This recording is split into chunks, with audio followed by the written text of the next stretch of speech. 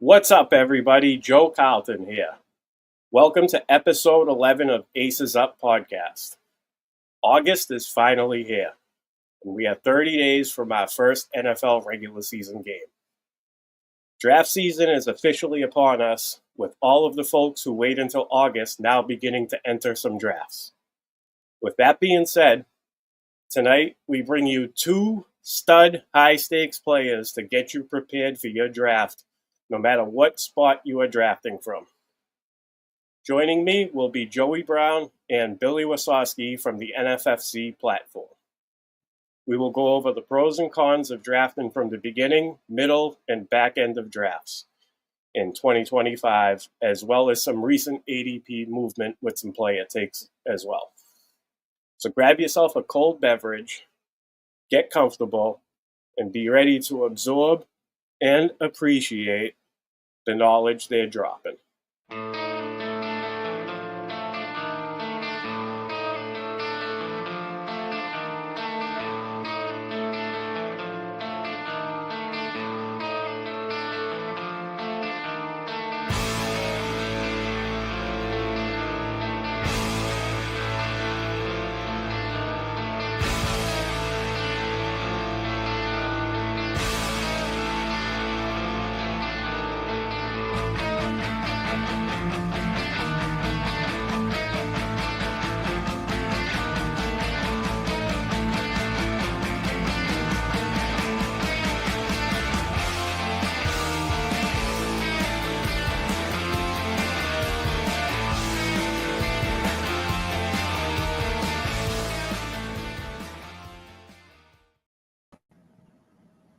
What's up, Billy? What's up, Joe? How's everything going this evening? Really good. Glad to be on. Joey and I were talking with Joe before you came on here. Joey and I have never met each other. Drafted against each other many times. Have spoken via Twitter messaging and direct messaging and everything. And but other than that, we've never even met each other in person. I guess this is sort of like in person. But yeah, it's pretty awesome too. I've told this story once, but I don't know if Billy remembered. But 2020 primetime, first year player. Yeah. I messaged him, I asked him, I said, who should I start with? I had a 10th pick. He said, take Devontae Adams. And it worked out good. First time ever playing in it and won the league by .90 over a good He was good that he was great. He was fantastic that year. Yeah, and I finished 7th overall that year. So I had a pretty good season for a first time ever playing in the prime time. So it was great. Credit to Billy there. Like I said, he said start out Devontae Adams. So I need to buy a Devontae Adams jersey. I should have already bought it. I still like him this year too, though. So that's what I love about hosting a show. I get to put together a combination of guys like this one. I was excited about this because I know that Joey's told me a bunch of times I'd love to meet Billy. So here we are. We're making it happen. We're going to talk some football, and it's going to be a fun time. Before we get into the draft discussion, let's just go over a couple of the new, current news items that happened today. We know that Jordan Addison was suspended 3 games officially. Billy, we'll go to you first. What are your thoughts? Does that change anything for you, or have you been just anticipating that the whole time? Do you expect him to fall around now, or with some casual drafters, or not casual, but I guess we could say casual drafters. Yeah, I saw him, I believe last night he fell to the 8th round in an OLC, which is pretty far. I think the consensus, if you ask most people what they thought he was going to get 2 games, he got 3. My guess is he's going to appeal it and he'll get 2, kind of like Kamara did a couple of years ago. It's the same concept. I'm guessing he gets 2. The question now, of course, my head goes to, well, then what's Rashee Rice getting? That's where, I'm thinking. And I'm like, it's got to be more, don't you think? Yeah. Should be. But, you get the Patrick Mahomes discount on that one. They love Patrick Mahomes, the NFL. Maybe they say, oh, well, we want him to have his guy. But if he misses, let's just say 4, and it's a solid 4 after appeals and everything, I think we can get into that later. But I think some people are taking him a little early right now. That's my opinion. But as far as Addison, I think I don't think he's going to drop much because I think this was kind of baked in. Unless it's if it's 3 and it stands at 3, maybe he drops half a round, possibly. But I don't think 8 is late. Round 8 is late. It was very late. I wish I was in that draft because I wouldn't have let him slip to 8. I can tell you that. Yeah, he's good. Yeah, Joey, what are your thoughts on the situation? I guess it depends too. Like my situation, where I'm a little bit different than a lot of these guys. I'm a low volume player, so I might not consider him at all, just because I don't play a lot of volume. Because it might be 2 games or 3 games, but you still got a bye week, so that's 4 weeks you really don't have him. So right. Or Rasheed Rice for me, I'm probably out on because I don't play a lot of volume, But right. if I had a lot of volume, I probably would take shots on them myself. But Hawkinson, I guess, might move up, maybe. I mean, he's probably, 4th or 5th tight end right now off the board, 5th. Yeah, he's 5. But he's actually fallen too. He has a groin injury right now, so I've seen him slip a little bit. Him, Kelsey, Andrews, Ingram, that whole area, they kind of go together. And I've seen Hawkinson go the last of that group, and I don't agree with that at all. It's kind of an area I'm kind of avoiding in most drafts, but that's just me. No, I agree. I agree totally. Yeah, Hawkinson is the tight end 3, 4, 5. Yeah, tight end 6 right now, and he has gone as late as pick 100, so he is slipping. And yeah, Kelsey leapfrogged him. Kelsey's tight end 5 now, so that's what you get from the Rasheed Rice suspension and the Jordan Addison suspension. Right. You get a tight end swap in ADP by 1 spot. That makes sense. Yeah, and I think Andrews has moved up a little too because of the whole likely injury. I think that moved Andrews slightly as well. So I get it. I understand why people are taking him ahead. And Hawkinson's hurt, and I've always said, like, if you have 2 players you like, don't draft the one that's hurt already. Exactly. I mean, if he's already got an injury, why take the risk? So nice. And we just got some news that Keenan Allen signed with the Chargers officially. This kind of depresses me as far as a fantasy football standpoint goes, because I thought maybe one or the other, Trey Harris or Rondé Gadsden, would emerge at some point in the season as a fantasy asset, and now I'm not so sure anymore about this, especially where I still say Harbaugh is going to run the shit out of the football, and Najee's not out for the year. At least we don't know that yet, but we don't know when he's going to be back. But we're anticipating he's going to be back at some point. And my initial thoughts were he's going to be involved. He's not, they didn't sign a veteran running back that's got 4 consecutive 1,000-yard seasons and didn't miss a game to play behind a rookie. So that's my thoughts on Keenan Allen. Joe, what do you think? It really hurts. I mean, Trey Harris really hurts, but it could be a knock on Quentin Johnston too. I mean, I don't know. He's been inconsistent so much, and then the other rookie, Keandre Lambert-Smith. I mean, he was moving up maybe as a 19th or 20th round pick, or maybe a waiver wire ad first week. But Keenan Allen's putting wrinkles in things, I think. But it might be Quentin Johnston that I don't think they trust him really good out there. He's inconsistent, talented, but he's inconsistent. Yeah, he was getting some decent pub and they were like, oh, Quentin Johnston looks great on his routes, and then I saw like one video of him dropping a ball like right over the middle that I probably could have caught. But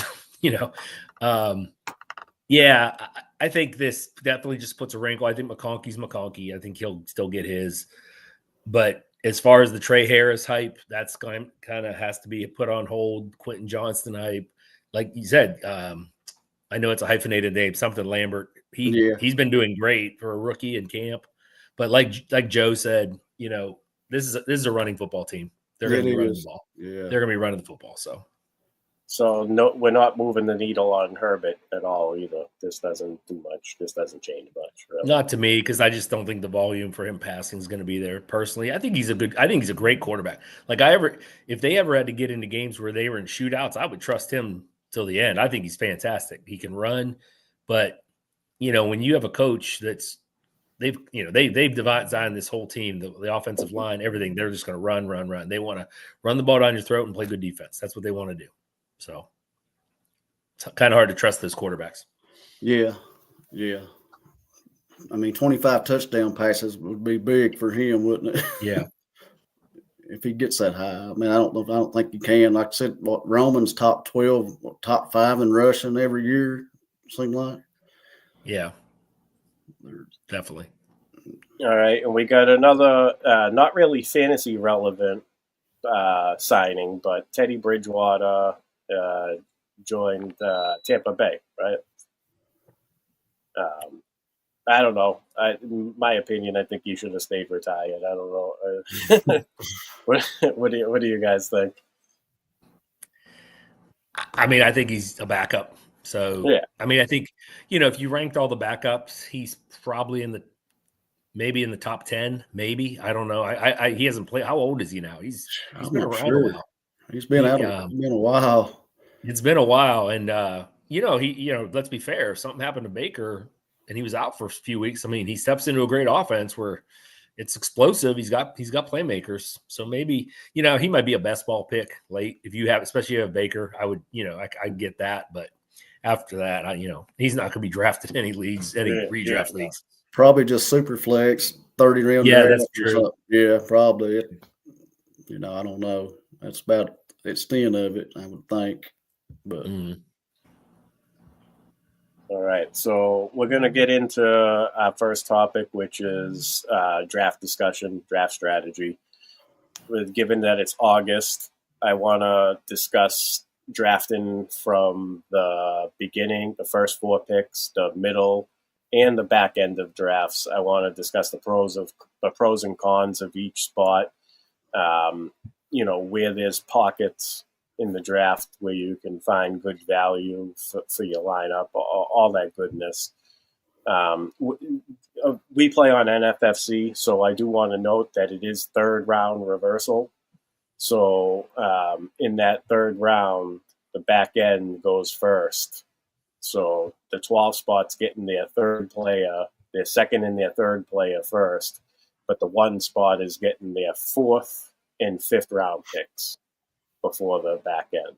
So I just want to specify that. So when, for context for when we're discussing, each area. So we'll start with the beginning part of the drafts, the first 4 spots. Billy, you've been in more drafts than all 3 of us, than me and Joey combined already. So we're going to let you go first and tell us what some of the observations about the first 4 picks this year. Well, I mean, the obvious is, for me, I think the first 4 players are pretty. I shouldn't say that. I think the first 3, in my opinion, are very solid as far as what you're going to do with it. Talking about Chase, Bijan, and Gibbs. At 4, if and then this is where I think it makes a decision, especially with Justin Jefferson just being a little banged up. It's just enough to push him down. If you want the receiver, you go Lamb. If you want the running back, you take Barkley. Some people are afraid of Barkley. I get that. The problem with the front of the draft is, to me, the back of the draft, it kind of the 2nd round isn't horrible because I think there's a lot of players anywhere from 1, who the first team would get to the 7th team, and you could mix those picks up and they get shuffled around a lot. I think where the real fall off is, and I learned this the other night, I had the first pick for the first time I've drafted this year. And the first, 2nd, and 3rd picks, if it goes chalk the way I think it should go chalk, you really it falls off hard and you got some decisions to make at that 3-4 turn.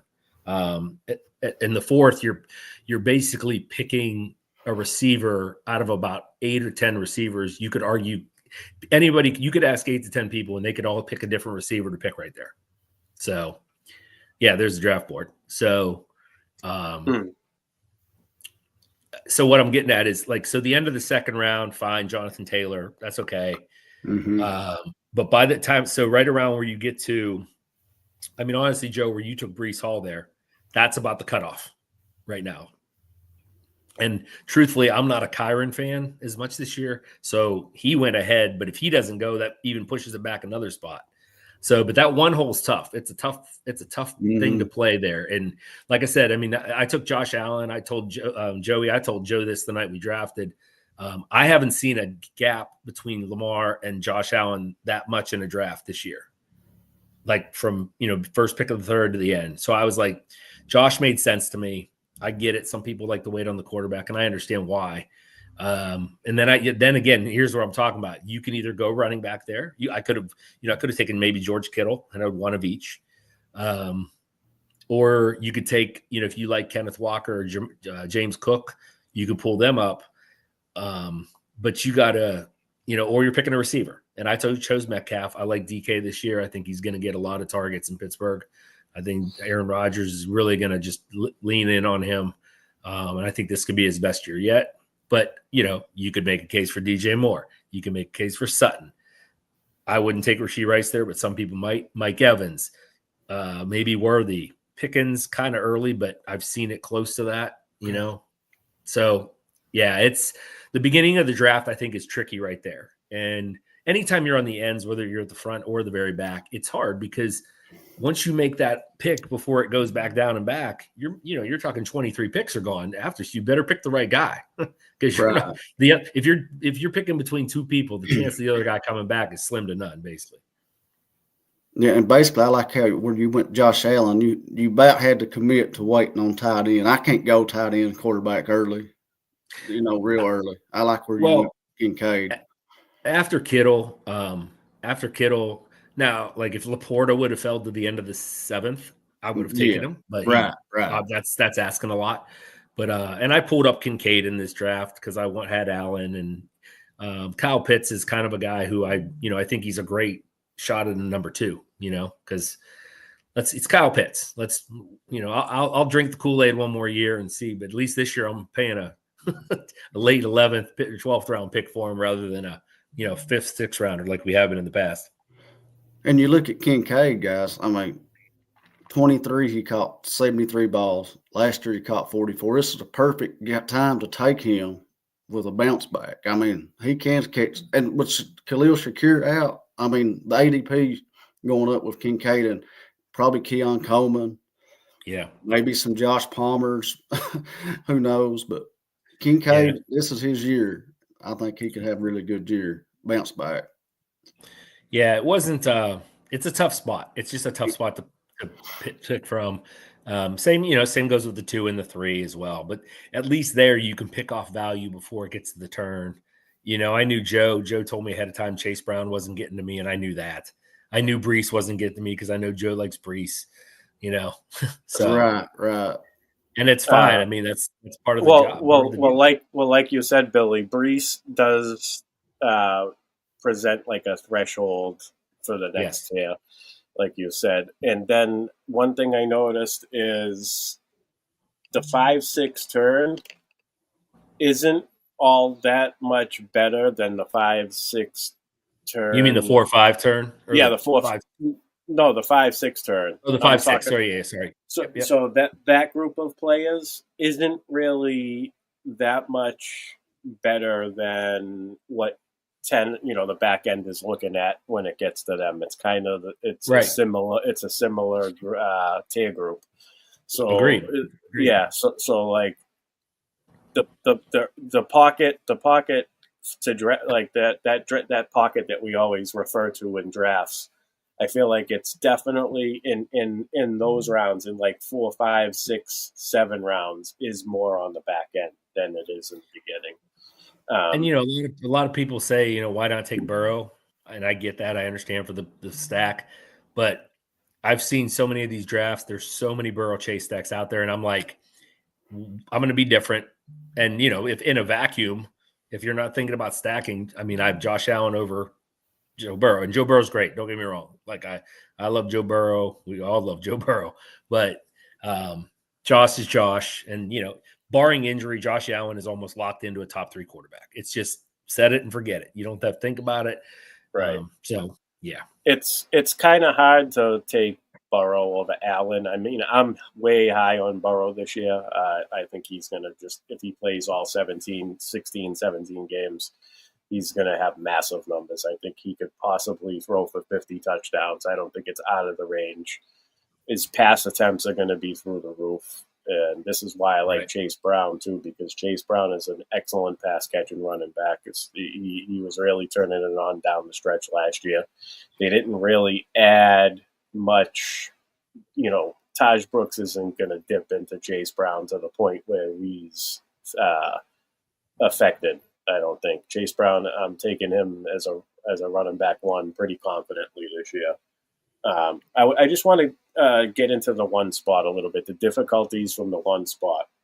So you took Josh Allen, and we discussed this that night after the draft. I don't hate it. I don't think it's going to kill you. You've got an elite quarterback, one of top three, almost guaranteed. And you mentioned the gap between Lamar and Allen, which I'm surprised too, because usually once that first quarterback goes off, it kind of starts like the elite group starts. Like it's almost a shoo-in that the next 2 or 3 quarterbacks are going to go that round before it gets back to the one spot. But you bring up a good point on why not to take Joe Burrow, because for one, there's a ton of Joe Burrow stacks, Joe Burrow Chase stacks, right. and it's in that spot, in that 3-4 term. So the reason why I'm fading quarterback, if I get the one spot this year, I'm not going quarterback at the 3-4 turn. I mean, unless Lamar is there, maybe then how could you pass up a Chase Lamar from round 3, without pushing Lamar up into round 2. At the back end of round 2, just to get that right. Lamar Chase pairing. The other reason why I like it is because in the event, now I know it's definitely rare, but it can happen. In the event that Joe Burrow falls to the back end of round 5, and you get him there, now you're sitting real pretty with that stack because you got an extra position player. Or and from the first 4 rounds over all those other Burrow Chase stacks, so you got a little bit of an edge. I've seen that happen once. It may have happened more than that. I've seen it happen one time, and the guy did take Burrow, and I thought he didn't, but he did. But I saw the board. In my opinion, he really botched the rest of the draft up. Like you're right, Joe. I agree with you 100%. Like, let's put it this way: if I take Josh Allen in this draft and Burrow falls back to me at 5'6", I'm sick. I'm absolutely sick because I can't take him, and I have to pass on him, and then I got somebody's getting a gift, but I just don't know if that's going to happen. I see Jaden Daniels at this point in time, especially with Terry still holding out, being the guy that falls to that point. I've seen Terry fall to the 6th, actually. I've seen Hurts too. So that's an excellent point. That's another excellent point. And I just feel like you're making your overall build deeper and stronger by not taking a quarterback there. Right. No, I get it. I understand taking a quarterback early, definitely. There's pros and cons to it. There's no doubt. There's, the pros are, I said it, when you draft 2 quarterbacks late, we had talked about this too, Joey. I don't know if you've done this before. You draft 2 late quarterbacks and you start playing the guessing game. Who's going to have a better week? Absolutely.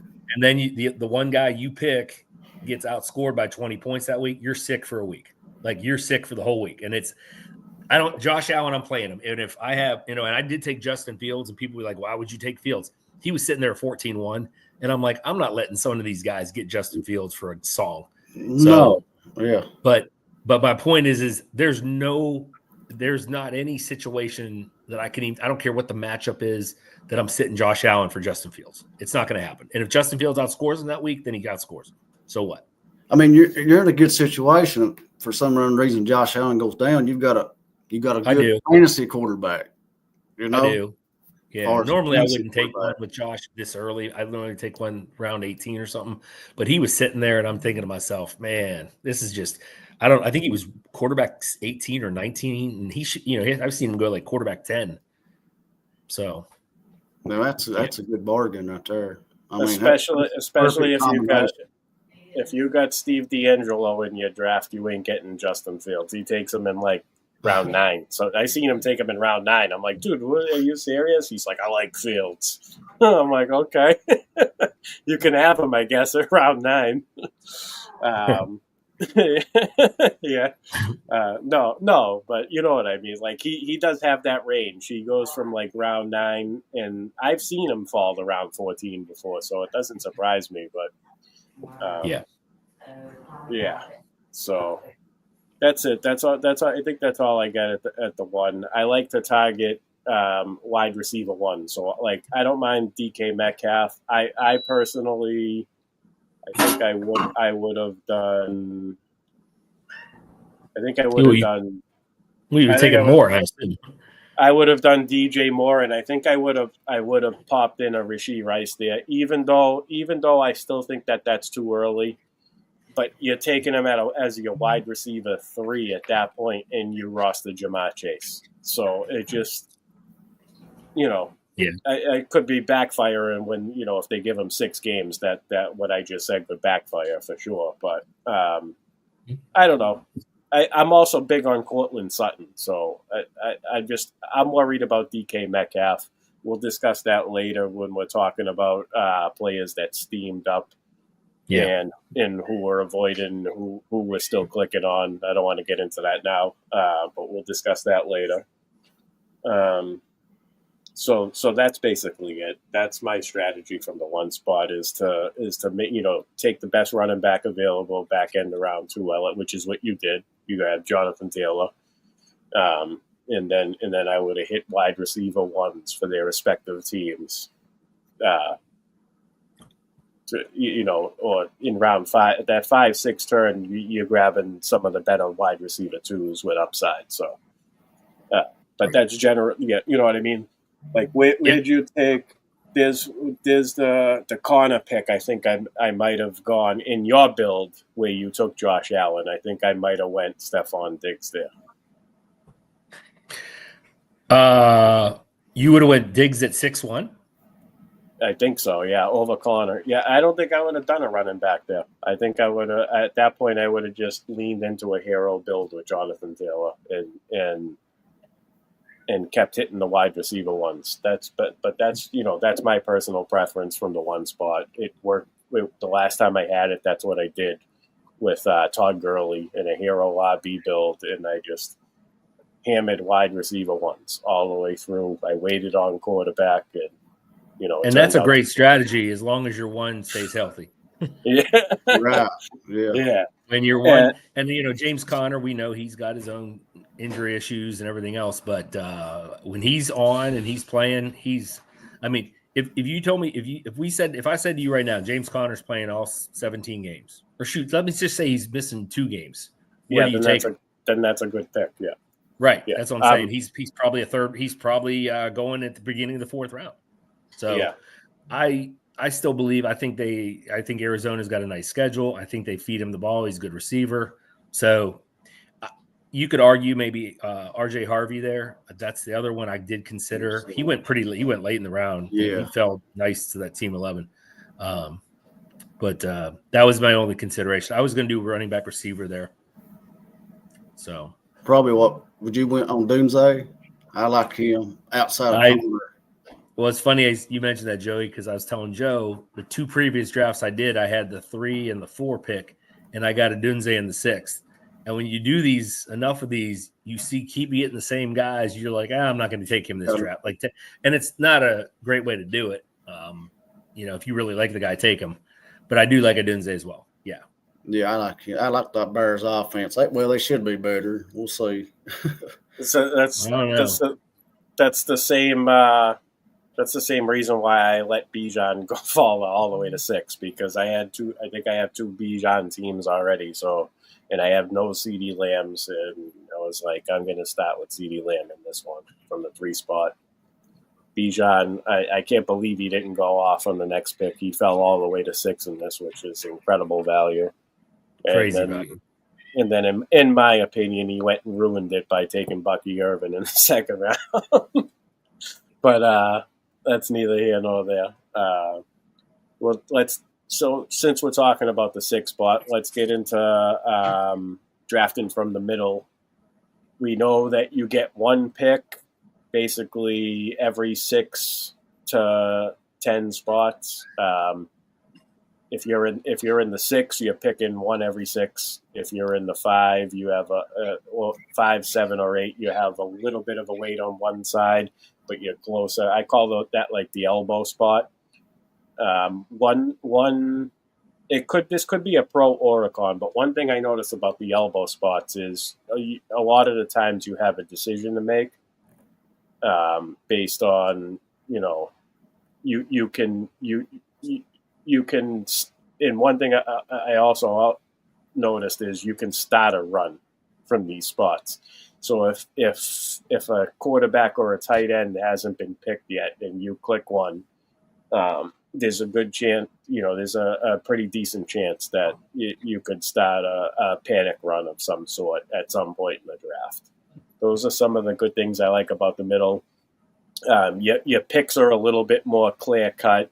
You can plan a little bit more. You can kind of forecast, who's going to be available next a little bit better because you're not waiting, 15 to 20 to 23 picks before it's your turn.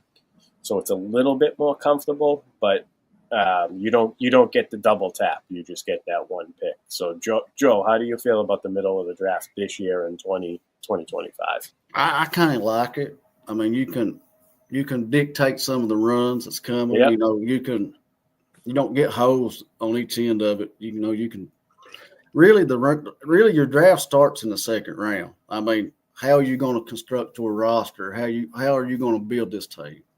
I mean, I see like Brock Bowers. I mean, at 7, but I mean, I've done that myself. Actually, draft with Billy does not. I went Brock Bowers in the second, but I don't know how I feel about it. But it kind of it gives you an advantage, but I'm not sure a big one. But in the middle, I kind of like it. I mean, you can kind of don't get on the ends. It's kind of tough. I mean, the one spot's hard, of course, but now 12 is probably the best. I would say the back end I probably like a little bit better. 8, 9, 10, but 6 you can still put together a pretty good team. Yes. Looking at it, I think there's 6. I think there's 6 clear. I mean, almost every draft there's 6 guys. The first 6 are almost the same now. Every single draft. For a while, like I was in a couple drafts. I've seen McCaffrey go at 5. I saw Genty go at 3 once.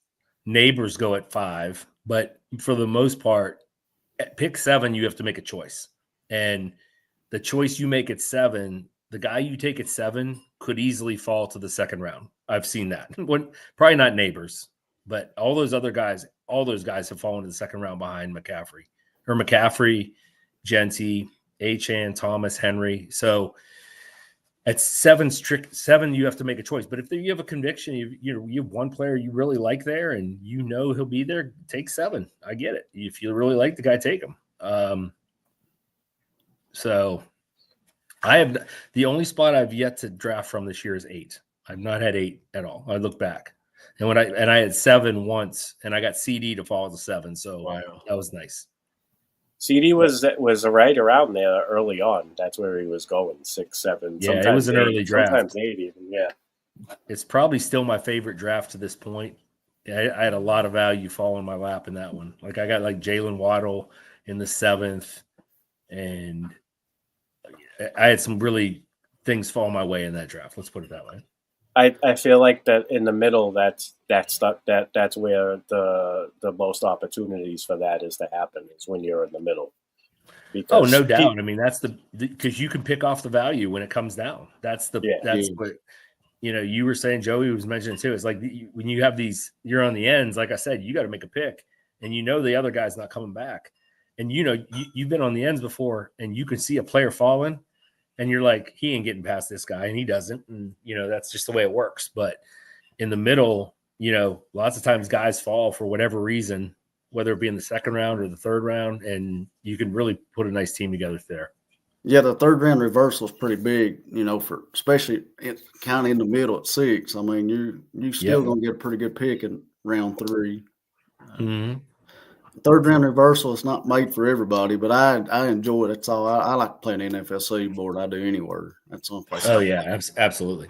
I enjoy the third round reversal as well.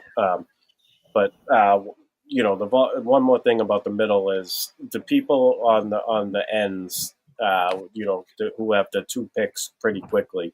A lot of the times, they'll make picks tailored for their build, and not necessarily take the value and what's in front of them, and that's kind of what allows the value to fall to you in the middle. And also the draft, I think as far as a draft, the draft board coming to you and dictating itself in the middle, I feel like that factors in a lot more. Like on the end, you can say the draft board comes to you, but at the end of the day, you have to be selective about your 2 picks, because 20 to 23 guys are coming off the board after that. So you don't have the flexibility to to scoop to take the best player available if it's going to mess up your build, or potentially mess up your build going forward. Right. I agree. And so we'll move on to the back end. Joe, you already said this is your favorite spot. We'll start with you. Tell us why you love the back end this year. I guess mainly for the third round reversal, especially if you're going to go wide receiver heavy. Like I said, the draft I was with Billy, I mean, he had, I think, 3 or 4 good wide receivers right in a row. I mean, you can build one. I mean, I guess I feel more comfortable wide receiver heavy, maybe, but I always feel more comfortable. I guess anywhere from 6 back. I like the back end better. After you look at the board, you sit there thinking, well, I can put together a pretty good team.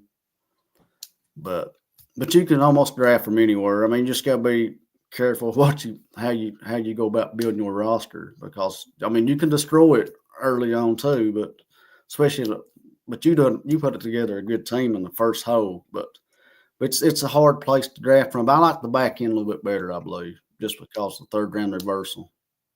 I'm looking at the back end, and just from rounds like 3 through like 8, from 9 picks from team 9, 10, 11, 12, based on this draft board. I know every draft is each of their own and different. But from this draft board, I'm looking at Jaden Daniels in the 5th round. Right there is pretty good. Mm-hmm. Joe Burrow fell. Tet McMillan is a great pick. You got Egbuka, Ricky Pearsall, Caleb Johnson, David Montgomery, Isaiah Pacheco was 1 spot off from that pocket. These are all like great wide receiver 3, wide receiver 4, RB2 players to be targeting. So you like you said, Joe, you start off with that third round reversal. You get that early third round pick. You have options like Trey McBride in the 3rd round is value. Yeah. It gives you a ton of options going forward. There's plenty of RB2s in that pocket. When you look at the other side of the board, your RB2s are Aaron Jones, James Conner, which is solid, but comes with risk. Brian Robinson, he doesn't, there's nothing really that stands out to. He's touchdown dependent. Then you get into, Jordan Mason, you're looking at a 50-50 split. Maybe he gets goal line carries over Aaron Jones. Zach Charbonnet, you need a Kenneth Walker injury for him to really hit. I still say he has standalone value, but you're really taking him for the contingent upside. You're not really taking him to plug in as an RB2. So if you're doing that zero RB build or hero RB build, the pocket for those type of players is really on the backside of the drafts from what I've seen. David Montgomery was a good value in this draft. I mean, 7th round. I mean, that's good. That's actually who I thought. RJ Harvey, he did get great value on RJ Harvey, but who were we talking about the other night, Bill? That should have taken Montgomery. Maybe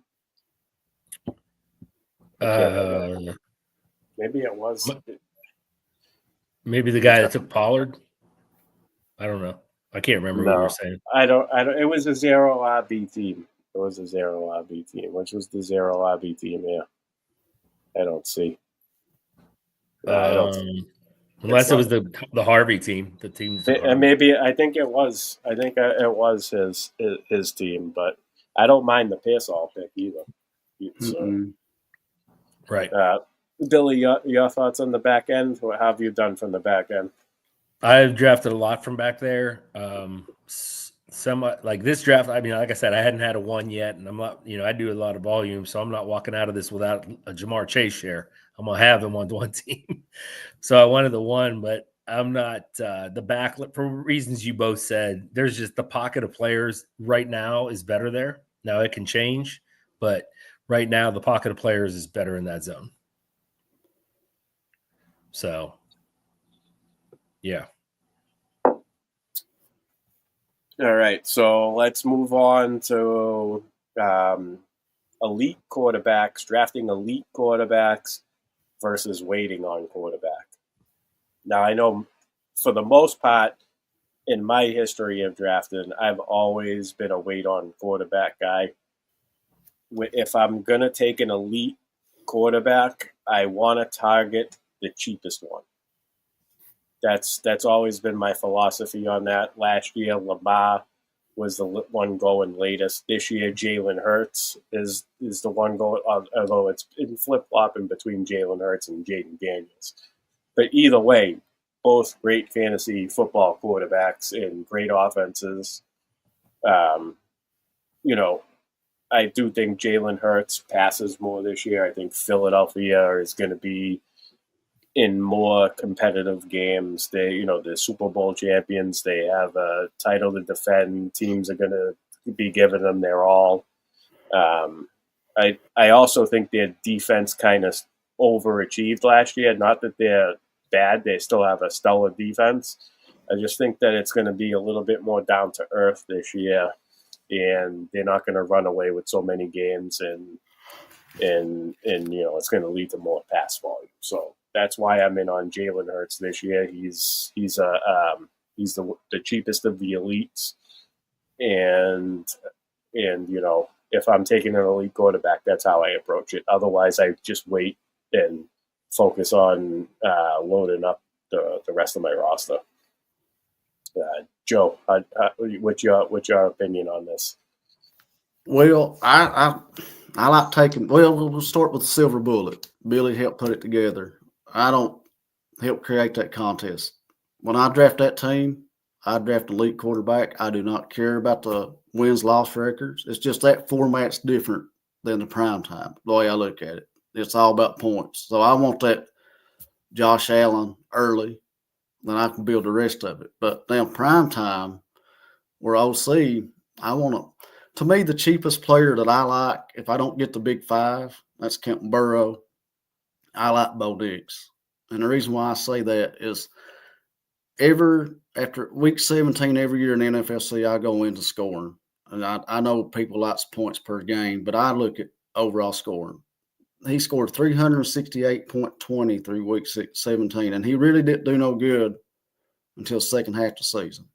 And I look at that, okay, he finished 10th in the NFLC in scoring. Can he make that 50, 60-point jump up top five, back in top five quarterback? And I kind of build a balanced approach, wide receivers. I'm willing to wait on him. It might bite me, but as far as a fantasy quarterback in that offense, I like him later in the prime time. But now Josh Allen, Jalen Hurts, Jaden Lamar, Jaden Daniels, give me them all day long in the silver bullet. That's how I approach the quarterback in the NFLC. But I do like Knicks a lot. Billy, Yeah, you have shares of the elite group. I see this Josh Allen share, but I do. I actually do not have in an OLC myself. I do have my partner Willie Miles. I do not have a Lamar share yet of my own, and I want to get one. For obvious reasons. See, I've been doing this for so long. When it used to be the classic, even when it wasn't the classic, and when it was Drew Brees and Aaron Rodgers and Brady, and those guys, they were such. Like I was taking those guys in the first round back then, believe it or not. But they were so much better, and they were like Joey said, they give you such a point advantage. As long as you're a decent drafter at the rest of the positions, you just lock and load those guys, and they were great. I mean, I've done enough of this, and I feel like, and I know you guys do too, that you can pick guys out, players rounds 5 through 12 that you can identify as, guys that could break out this year. And if you can get those guys with an elite quarterback, now you got a good team. So if my rule basically in the beginning for elite quarterback is simple. If there's not a player there that I have to have, like there's somebody like that I really like, a receiver, running back, tight end that I have to have, then I'll take the quarterback. That's kind of where I was at this position here. I just felt Josh Allen was the best player, so I took him. I like late 4th round, like you were saying, Joe. I like late 4th round Burrow, Hurts, those guys back there. I think that's a nice value. But you're passing on some good receivers there and running backs. So it's a trade-off. There's no doubt. That middle group of players, the Mahomes, the Knicks. I do have some Mayfield. I basically have taken Baker Mayfield, on the dip because he's fallen to the 9th. I've even got him in the 10th round before. And I get it, Tristan Wirtz is out for 4 weeks, and he doesn't have Liam Cohen. I've said this before, I'm gonna say it again. I think the Tampa Bay Buccaneers have the best 1 to 4 receivers in the NFL. Starting with whoever number 1 is, whether it's Mike Evans, Buka, whatever. If Godwin's healthy and you have McMillan, I mean, they're just stacked. And I still think that's an offense that's going to throw the football. Bucky Irving can catch the ball. Rashad White can catch the ball. Cade Otton's there. So I don't think Baker Mayfield's dead by any stretch. But I've dropped down farther than that. I will dip my toes in the Drake May pool, McCarthy, that down that way too, Purdy. I think and that's where you get into the dangerous game, which I was saying, where you start guessing who's going to be the guy this week, and it can bite you. But if there's one guy that clearly becomes the guy, then you're fine. And we know history has told us one of these guys in that range, in that 10 to 15 range, is going to be a top 5 quarterback. It's just going to happen. It always does. Dak's a popular pick by people this year. One of those top 5 are going to either underachieve or get hurt. It always happens. And so I'm just my view on a quarterback is simple. It's like if there's a player there that I just absolutely there's no players that really jump out at me, that's when I'll take the quarterback.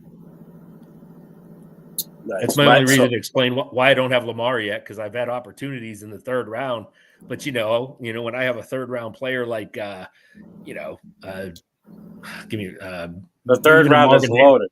3rd round Marvin is Harrison. loaded. Yeah. I'm not casting on Trey McBride for Lamar Jackson.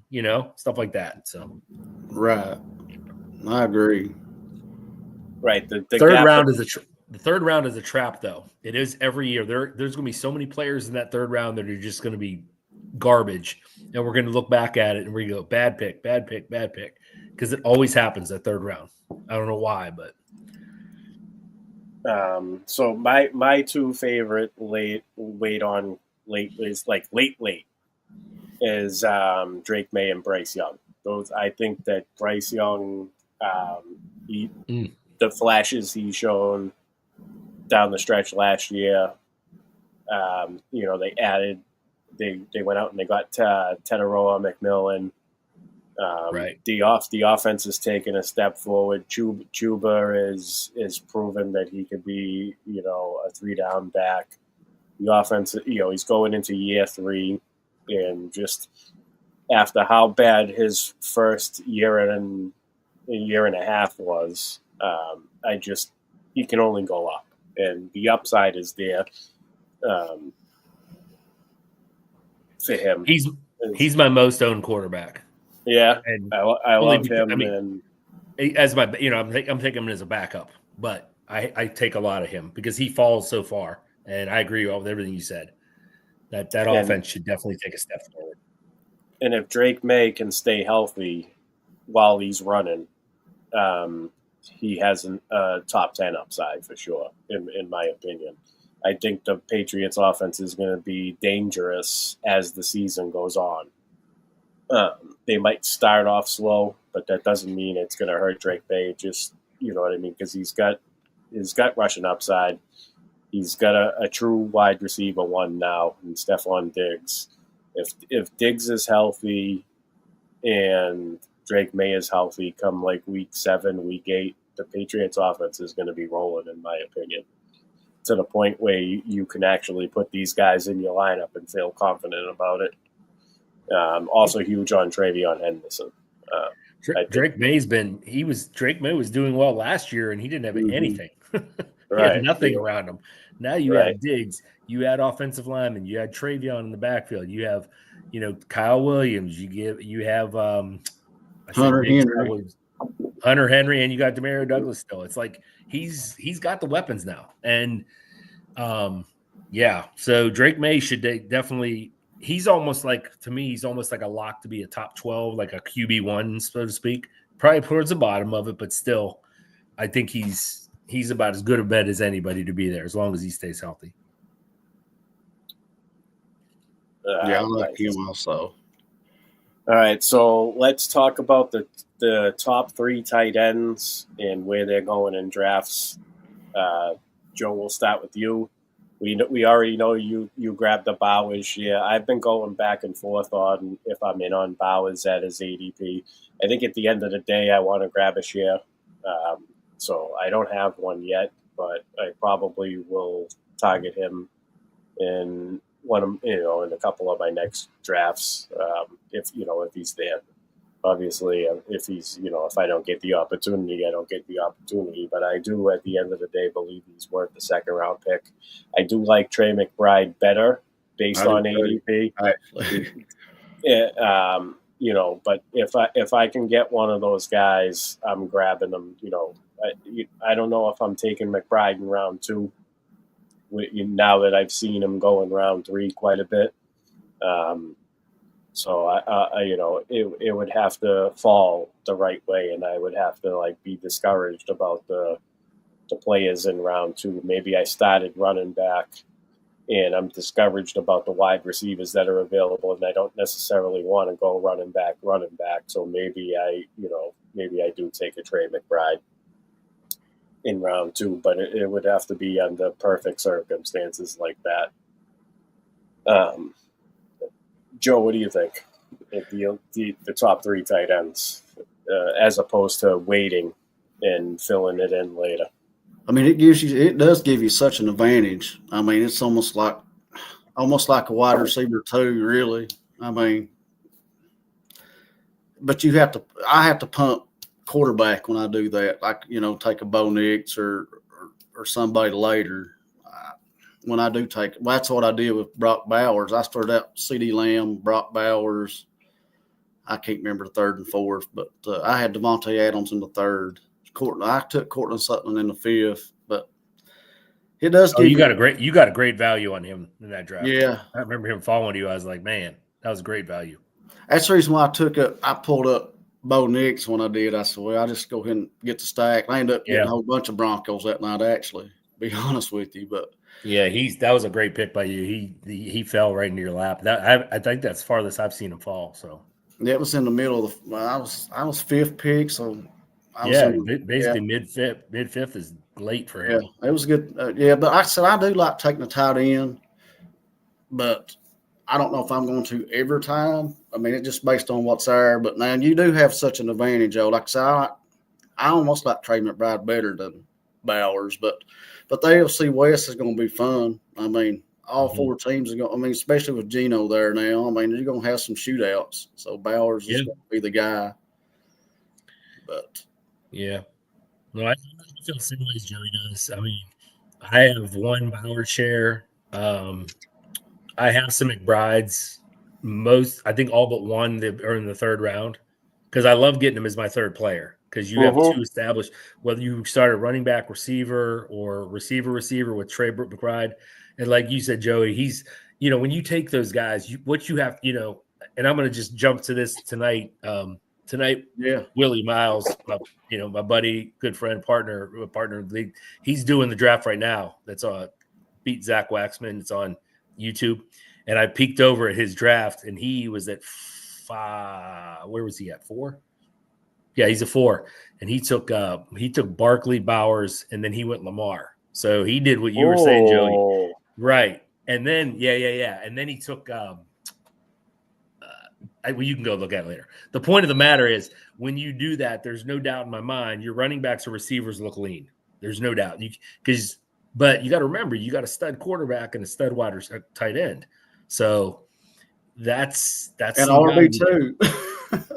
Yeah, it's going to definitely, you're going to have, it's not going to look as pretty on paper. Like Joe, like the other night, the way you built your team, I've done that a million times where you just pound running back, receiver, and then you wait on the tight end and the quarterback. And it looks good.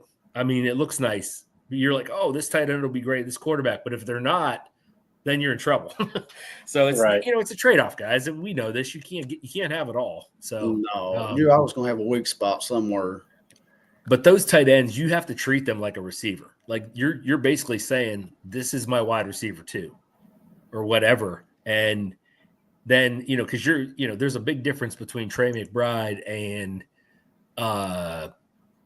Tucker Kraft, and who Tucker Kraft, he's hurt right now, but he should be good. But there's still a big gap between those two guys, and there's people that walk into the draft with Tucker Kraft.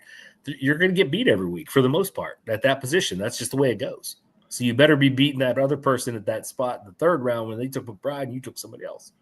Now, I used to never be that way. I used to always kind of wait on tight end. But a good friend of mine, and he was one of your all's friends too, that Tommy Libretti, who he was the one who got me really on take that tight end early. Yeah, he was a tight end guy for sure. Yeah, he always said, when you go wide receiver heavy, he said, mix in that tight end. He said, you get such an advantage. And Tommy, you do. Yeah. I'm definitely more apt to take a elite tight end than an elite quarterback, and for my preference, and for the same reason, Joe, like the elite tight end, especially when there's only 2 or 3 of them, it gives you a huge advantage. It's almost an essential part of your lineup if you're looking to win the tournament.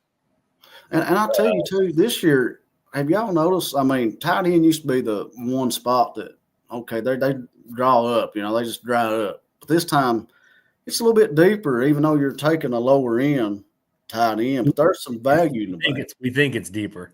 Yeah. And we say this every year. We do say this every year. And in reality, there's really only 1 or 2 down there that has a chance of coming up to the top 5.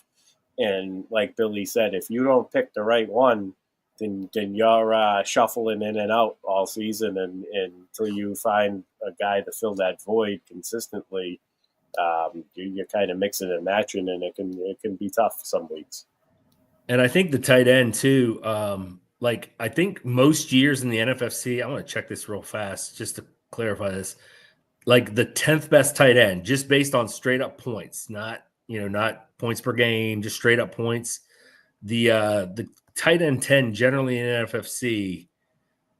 It was, let's see, 3, 4, 5, 6, 7, 8. Probably less than 11 points per game. It was, so last year it was Tucker Kraft. He had 164 points, which is, yes, he had 17 games, less than 10 points. Actually, he's less than 10 points a game. Yeah. So there's a big gap there. Definitely. You have Bowers, you have McBride, you got Kittle.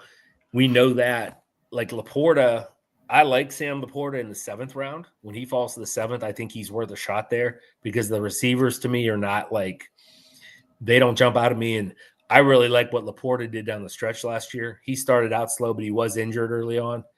And once he got going in that offense, he was really good down the stretch. If you look at his numbers, his last few games, he was fantastic. And in the playoffs as well when they lost to Washington. But I don't mind streaming him in. But that next group, kind of like what Joey said, we all try to be smart and say, oh, we're going to get the next, this. And that's why I said, like Kyle Pitts, I mean, you can't argue the talent. Like you just can't. Right. He's talented. For whatever reason, he just has not clicked. Maybe this is the year. Dalton Kincaid, like you mentioned, I like him. You like, even Dallas Goedert. He's going like round 13, 14. I mean, shoot, you can plug him in when he's healthy. He's okay. He can get you points, but you're not going to be hanging with the McBrides and Bowers with that group for the most part. Well, that's like Hunter Henry finished 12th through week 17. He got 145 points. He was the 12th. He was a 12th right. tight end in NFC. People were talking about, oh, he's a great streamer and everything, but in reality, you're getting like 8.9 points a game, 8 or 9 a game, and it's like, it's okay. I mean, it's better than nothing. But like just right here, just to give you an example, Brock Bowers. Like I said, these totals are through week 17. Brock Bowers at 247 and Hunter Henry is 145. So, right. There's a big gap.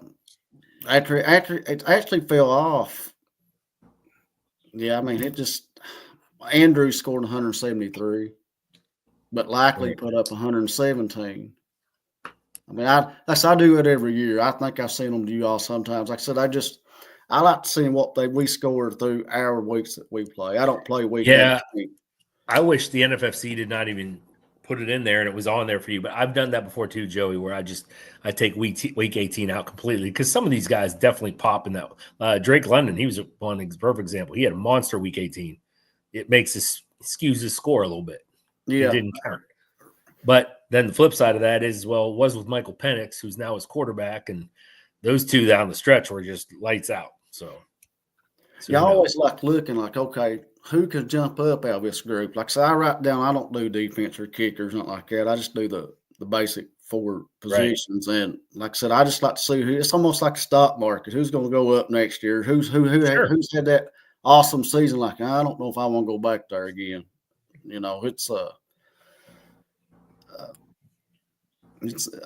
like Jared Goff finished 431 points and 6th ranked quarterback in the NFFC scoring. Yeah. But that's how come I think Bo Nix can get up to there. I think. I agree with you. No, Bo Nix is definitely in that conversation. There's no doubt. I said, he's a good fantasy quarterback. I mean, he didn't even have a good year for the most. I mean, first half of the season, he really didn't do nothing. So I guess that's I basically telling her that's basically who I'm targeting probably in the prime time. But now Josh Allen or somebody in the Silver Bullet, which, like I said, that's a different format, really. Yeah. Which that's a good contest that you helped put that together. You, Frank, and a bunch of you, didn't you? Well, it was Frank, me, and Sean Gundy. And truth be told, those two, Sean did the most work in my opinion. Frank was second most, and I was last. Yeah, I contributed a little bit here and there, but yeah, those two did more work on that than I did, so they deserve a little more credit than me. That's a fun contest. I won 2 of those. I've been pretty lucky there. It absolutely is. It's a great, it's everybody gets one shot. That's what, because a lot of people, and I get it. It's when somebody has 30 entries in an OLC and when somebody has 10, somebody's got an advantage. Now, the flip side of that is you got to manage those 30, and that takes time. And people were like, "Wow, if you have 30, it's so much easier." I'm like, "Well, if it's so much easier, just get the money and do it." Absolutely. But it's not easy to do all the time. That's the point. So there's trade off either way. It's a hard work. I mean, it's a grind. And I love it. I love it. I get 0 sleep in the fall. I get like 5-6 hours, if 6 if I'm lucky. Generally Tuesday nights. Once I have stuff settled in, I try to get a decent good night's sleep to keep me going through the week. But I can't. Wednesday night I could go to bed if I wanted to and just go to bed and let my fab run. But no, God forbid, I got to wait and look, see who I got, and I'm up till 11:30 midnight. Then Thursday you're watching the game, and then Friday, Friday's Friday, you can get a good night's sleep, and then Saturday you got to check fab again, just in case. Well, those Saturday waivers, man, you can pick up a lot of scraps on the Saturday. You can. Absolutely. Cheaper night too. Yeah. Oh yeah, absolutely. Everybody goes cheaper that night because there's a lot of people that don't look at it. To be honest with you. So I was just gonna say, some people don't even realize there is a Saturday night waivers. I feel like, so, or they just they got their guy on Wednesday. Wednesday, yeah. So they're not really concerned about scraping what's left. But sometimes you miss out on a bid, or you get a late injury. The Friday injury report comes out, and you need to be safe and protect yourself. Grab a guy. Maybe a guy's already ruled out. That Saturday waiver period can come in handy, in my opinion. So where are we at? We got. All right, so since we've been going for a little over an hour, we're going to skip over the Zero RB talk. If you guys want to know about Zero RB, Joey and I did an episode earlier this year with just him, and he broke down Zero RB. It was actually him and JD from Goat District. Two of the better Zero RB drafters that I know, and that's why I made that a topic that night. And they gave everything they had, in their bag of tricks for Zero RB. So if you guys want to know about the Zero RB strategy, all the secrets, the right way to apply it, go back and watch that episode. But we're going to move on to some ADP movement. Billy and I have been drafting since April, May, and June, July. We're in August now. There's definitely been a lot of things changed. There's guys that have moved up, guys that have moved down. So we're going to go over some of the guys that, we're still in on, or that we're now in on. And Joey, you can chime in too. I know you've been paying attention to ADP, even though you just started drafting now in August. We know you like to wait your low volume, so that's probably the smart play. So we'll start with a player that has steamed up in drafts that you're still in on, even though he's moved up. Billy, give me one player that you're still in on. Chase Brown. He's moved up. I still think he's worth that spot there. I think about before, when it was Bucky Irving and Jonathan Taylor, sometimes Jacobs too. And you look at Bucky Irving, and I like Bucky Irving. Don't get me wrong; I think he's a great back. But Rachaad White is not horrible. Rachaad White's a fantastic receiver. So when you see that, and because there were a lot of drafts, Chase Brown was going in the third round for a while, and I was just this is just stealing. Almost, it's just such a great pick. But now, shoot, he's going. I think I saw him go 2-4 the other night. He went real early. But I think it's you can make that argument. It's whether you take him or Jonathan Taylor, Bucky, if you want a running back in the second round, or Jonathan Taylor, Bucky Jacobs, one of those guys. There's to take Chase Brown. Why not? I mean, could be every bit as good as those guys. It was the funny thing was to me is the thing that moved the needle for him was Zach Moss getting cut, and I'm like, that had I could care less what Zach Moss is doing. He's not even a thing. So shout out to Dennis. Shout out to Chef. Yeah, trust me, Billy doesn't need help. He needs the opposite of help. Shout out to Dennis. This is Chef. His handle name is Chef on X. He's going to be doing a recorded waiver wire show for us on Tuesdays. It's going to be his first time doing a show, so I'm excited to give him the opportunity. He brings a lot of knowledge to the table. I think he's going to do good with it, and I can't wait for it. But congratulations, man.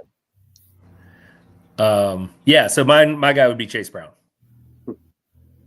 Nice. Joey, who's a guy that's steamed up in ADP based on camp news, injuries, suspensions, all that? I like O'Murray and Hampton. I like I mean, I don't know what Najee Harris is going to do. Nobody does yet. I mean, he's going to be involved. There's not many bell cow running backs anymore. No, it's always time share. But I like Hampton in that offense. Like, based on how much they're going to run the ball. I mean, I like him a lot. But I like Chase Brown too. But I would probably go with Hampton. He's moved up quite a bit lately. The offense is really good as far as the run. Like I said, AFC West is going to be some shootouts, I think. They're going to be some good games. Yeah, it's a good division. That's fun. It will be a fun division. You got some really good teams in there now. The Raiders are going to be much improved. Yeah, it's going to be fun. Like I said, he's got everything there for him. I get offensive line's better. They're going to run the ball. Harbaugh likes to run the ball. He's always has. So I like him a lot. And that's probably my guy. But now he's almost creeping up to second round. I mean, he's up to third round now for the most part. I will say this: my only concern about Hampton is what's going to happen when Najee comes back. Like, I think the only way Najee doesn't see any significant volume is if Hampton isn't clearly, if Hampton has any type of doubts. Maybe we start to notice he's wearing down a little, or maybe he's puts the ball on the ground a couple of times. He probably shouldn't, because he's one of the better pure runners from the draft class, and he should definitely put Najee in the rear view mirror. But just not, Najee's a veteran. I think he's probably a better pass protector than Hampton, although I know Hampton isn't no slouch in that department either. So I still see Najee possibly putting a damper on Hampton down the stretch if once he comes back. But that's my only concern with Hampton. I agree with you, Joe, though. He's going to be a monster until then. And, you go back to Billy's player, Chase Brown. I mean, T. Higgins, Jamar Chase, and Burrow, they opened so many lanes for him. He should have a monster season. He should be. He's got no competition. I don't think Taj Brooks and P. Ryan are going to do anything much unless Chase Brown physically can't be on the football field. And with the player that Billy talked about, Bill, don't you think he could easily be a first-round pick next year? Oh, yeah. I mean, just the offense in itself. How good he is. My only, and you can find I do this every year with every single player. I can give you, and there's very few things, like there's a couple of them you can't really say much about, but the thing about Chase Brown, my only concern is, can he handle a full workload all season long? Because he didn't have that last year for a full season. And I just think that's my only concern with him, because if he can handle the full load, I mean, my gosh, we know he can catch. We know he can run. He's in a great offense. They're going to be behind. I mean, he's basically game script proof too. He's one of those guys, if they're ahead, he's going to run the ball. If they're losing, which there probably will be a lot, or be in tight shootouts, he's going to be getting catches out of the backfield. And so, yeah, there's nothing. I could easily see him in the first round. It wouldn't, next year, as long as he stays healthy. Yeah, I think so too. So for me, a guy that's steamed up that I'm still clicking on and I'm still happy to click on is George Pickens. Yeah, it's a good one. Yep, Dallas's offense, the running backs, Javonte, Jaden Blue, Miles Sanders, it's depressing. We know Javonte struggled as a runner. I think he's going to be still, I still think he approaches 50 receptions and gets the targets. I just think this whole team is going to be passing. Every team in that division has gotten better offensively, including the Giants. The Commanders. I was gonna say the other team name. The Commanders. Jaden Daniels is going into year 2. I don't see a sophomore slump. They added Deebo Samuel. They drafted a pretty good late round running back. That offense is better. Philadelphia is ready for any type of game script. So, you're looking at possible massive passing volume for Dak. The only thing that can stop that is Dak himself. If Dak misses time or gets injured again, then Pickens and CD take a little bit of a ding, but for the most part, I'm loving George Pickens as my wide receiver 3 or a flex if you can get him as a flex. But he's steamed up. He's up to the point where you might not be able to get him as a wide receiver 4, but unless you're going wide receiver heavy.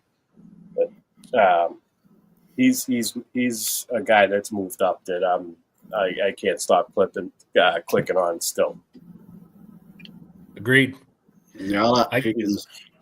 And then you got CD. Pickens is he's always drawn top coverage. CD is now gonna, it's basically gonna be a pick your poison type of situation. Pickens could be your T. Higgins in the offense. Yeah.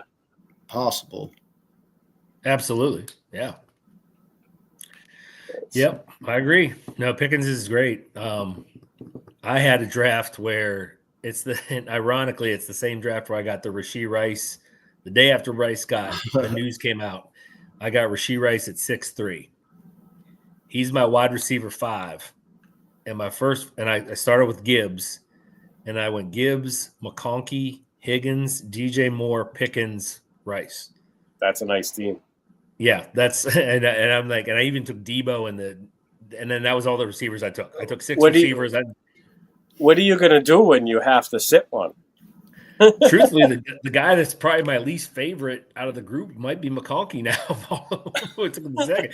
I mean, it could be Higgins, but the dilemma I'm going to have is week 1 because we get that free look, but McConkey's playing, Pickens is playing, and Rice will be out.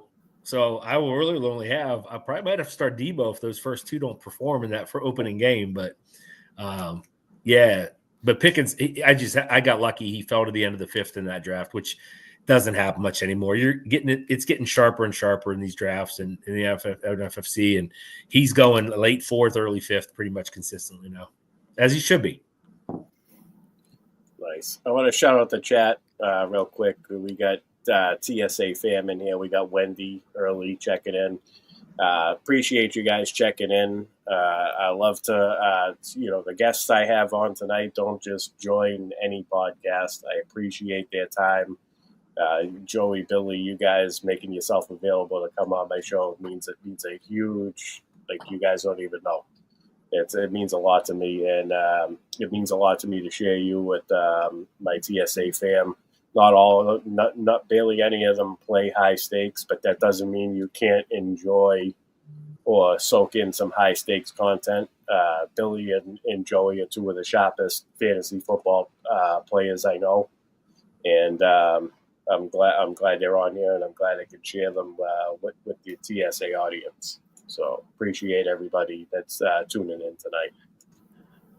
And it took me a long time to really get started. I mean, I really didn't really start clicking in FLC until, and this is funny to even talk about it, but 2018, I won the online championship consolation round on one team. I said, that was $5K at the time. Then it really started clicking. I mean, it takes a while to learn the mindset of NFLC. So from 18 on, I started doing a lot better. I mean, it takes a long time. The 350 is like a main event to me when I first started. I mean, like I said, Billy's he's a veteran. He's won all kinds and still wins all kinds. And like I said, you have to start out from the bottom, work your way up, and it's a whole different mindset. You have to learn. You have to be patient. It's hard to do in this game with players when you draft them. Do you sit on them? Do you drop them? And I've been playing. I started with their first year in 2004 when it was the Classic was the only league. It was 14 teams, and it was no 3RR and everything. I've told this story multiple times. I remember seeing the advertisement in a magazine, and I went to New York City for it because it wasn't any online back then. And I got the 14th pick. And I was like, shit. and I started, I'll never forget, I started with Fred Taylor and Brian Westbrook. And I got Joe Horn on his best year he ever had for the Saints. And I got Antonio Gates in like the 12th round, and that was his monster season. And I won my league from the 14 spot with no 3RR. And I was like, I was hooked, And then, of course, they started offering different things and new contests. But I've been playing a long time, and, there's a lot of other people that have been there since the beginning who have had a lot of success and done it. But I'll tell you right now, if anybody's out there thinking about jumping in, you're doing your home leagues and you're winning every year, you're really good at it. It's the contest to get into, because we all start from somewhere. And we see it every single year. You see guys who come into this and you see names and you're like, I've never seen this name before. And they're pretty damn good players. That's what it's all about. You want competition. You want to go against the best. And that's what I think the NFFC offers. Oh, absolutely. Like I said, it's such, the competition is so great. And you think, okay, I'm a good player. But when you start getting in there and playing these 350s, I mean, you're nothing. I mean, you have to really earn your stripes in this. When people start seeing your team names and stuff like, oh no, I'm drafting against so and so, and then like you got to grind. You got to grind at it. It's a grind. Every week. I mean, and I suggest to anybody. I mean, you can listen to this podcast, and I listen to this one, and I listen to the Fantasy Empire, just a couple. I suggest to anybody, don't go like I did. It used to be every magazine, every show. Cut it down, limited what you look, because your whole mind could be twisted like a roller coaster. I mean, really, you start thinking like, okay, this person said take this person or take this player, and you're just like, you have to limit yourself on what you listen to, or you're lost. Except George Kittle. Everybody loves George Kittle this year. I've not heard one podcast that has said, oh, George Kittle's not a good pick. He's overrated. Everybody says George Kittle's the greatest thing ever this year. So he'll probably be a bust. So. No, I thought that when we were going over the top 3 tight ends, we didn't discuss George Kittle because he's part of that elite group, and he's coming at a little bit of a discount in the 4th round. He is. I was going to make my argument that for some reason I'm not in on round 4 Kittle. Round 5, yes. But I feel like that there's tons of really good wide receivers, sure thing wide receivers in round 4. I agree with you, and I've taken him like right at the end of round 4 or round 5, and I just can't take him early round 4 anymore. I get it; he could be every bit as good as those receivers there, but there's too many good receivers on the board at that point.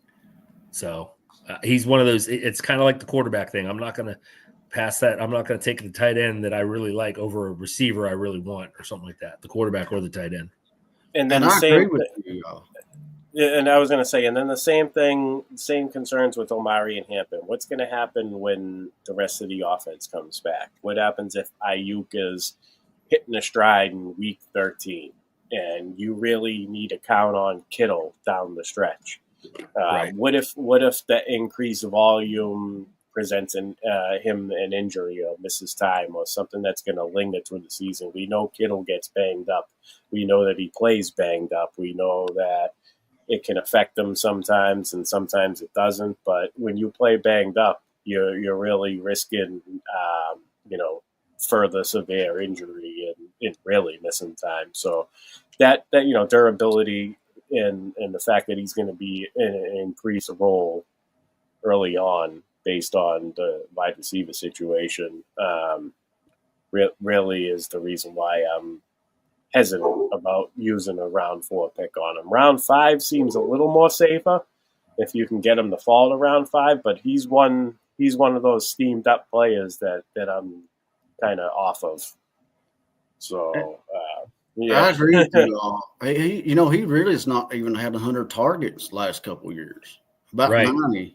He's just so efficient. He's so efficient, and he's so good after the catch that he doesn't need the 100 targets. But like you said, Joe, it doesn't make him a sure thing. The fact that he hasn't had 100 targets, it's kind of takes away from being safe. I mean, it's an upside pick any way you look at it. And really, And it falls under how many games is CMC going to give you? I mean, if he plays a lot, I mean, he may not, but most time he don't. But if he does play a lot, the offense can go around him. I mean, the target share is going to be limited for Kittle when everybody's, Juwan Jennings is out there, the Ayuk coming back. I mean, he's still good, don't get me wrong, but I don't know if I would take him there either. Well, that's why he was so good last year. Was McCaffrey was out and Ayuk was out and Debo was out. I mean, Ayuk was out because he had the ACL. I mean, they were a mess last year. So he had a lot of volume just on that. Now, that's what people are arguing this year, though. There's no more Debo, but McCaffrey's the big key to that. If McCaffrey's healthy for 16 games, Kittle's going to disappoint, I think, a little bit. I still think he's going to be good. And I don't think he's going to hurt you in the 5th round. He's not going to be like, oh, my gosh, I took George Kittle. My team's doomed. But he's definitely behind Bowers and McBride. There's no doubt. Just the age, the usage. Bowers and McBride are the number one targets on their team. I think Marvin Harrison takes a step this year. But still, McBride's the number one. Bowers is the number one. There's no disputing that. Kittle, you could make an argument he may be or may not be. But those guys are going to get 140, 150 targets. That's just the fact of the matter. All right. So, Billy, give us one player that is steamed up in drafts that you are now avoiding. Well, so I'm looking at the NFFC. The NFFC, they're online, and I'm looking at. I put the dates like the last weekend, and I'm just looking at the board, and from that's what I got up. I got the last 5 days. Yeah.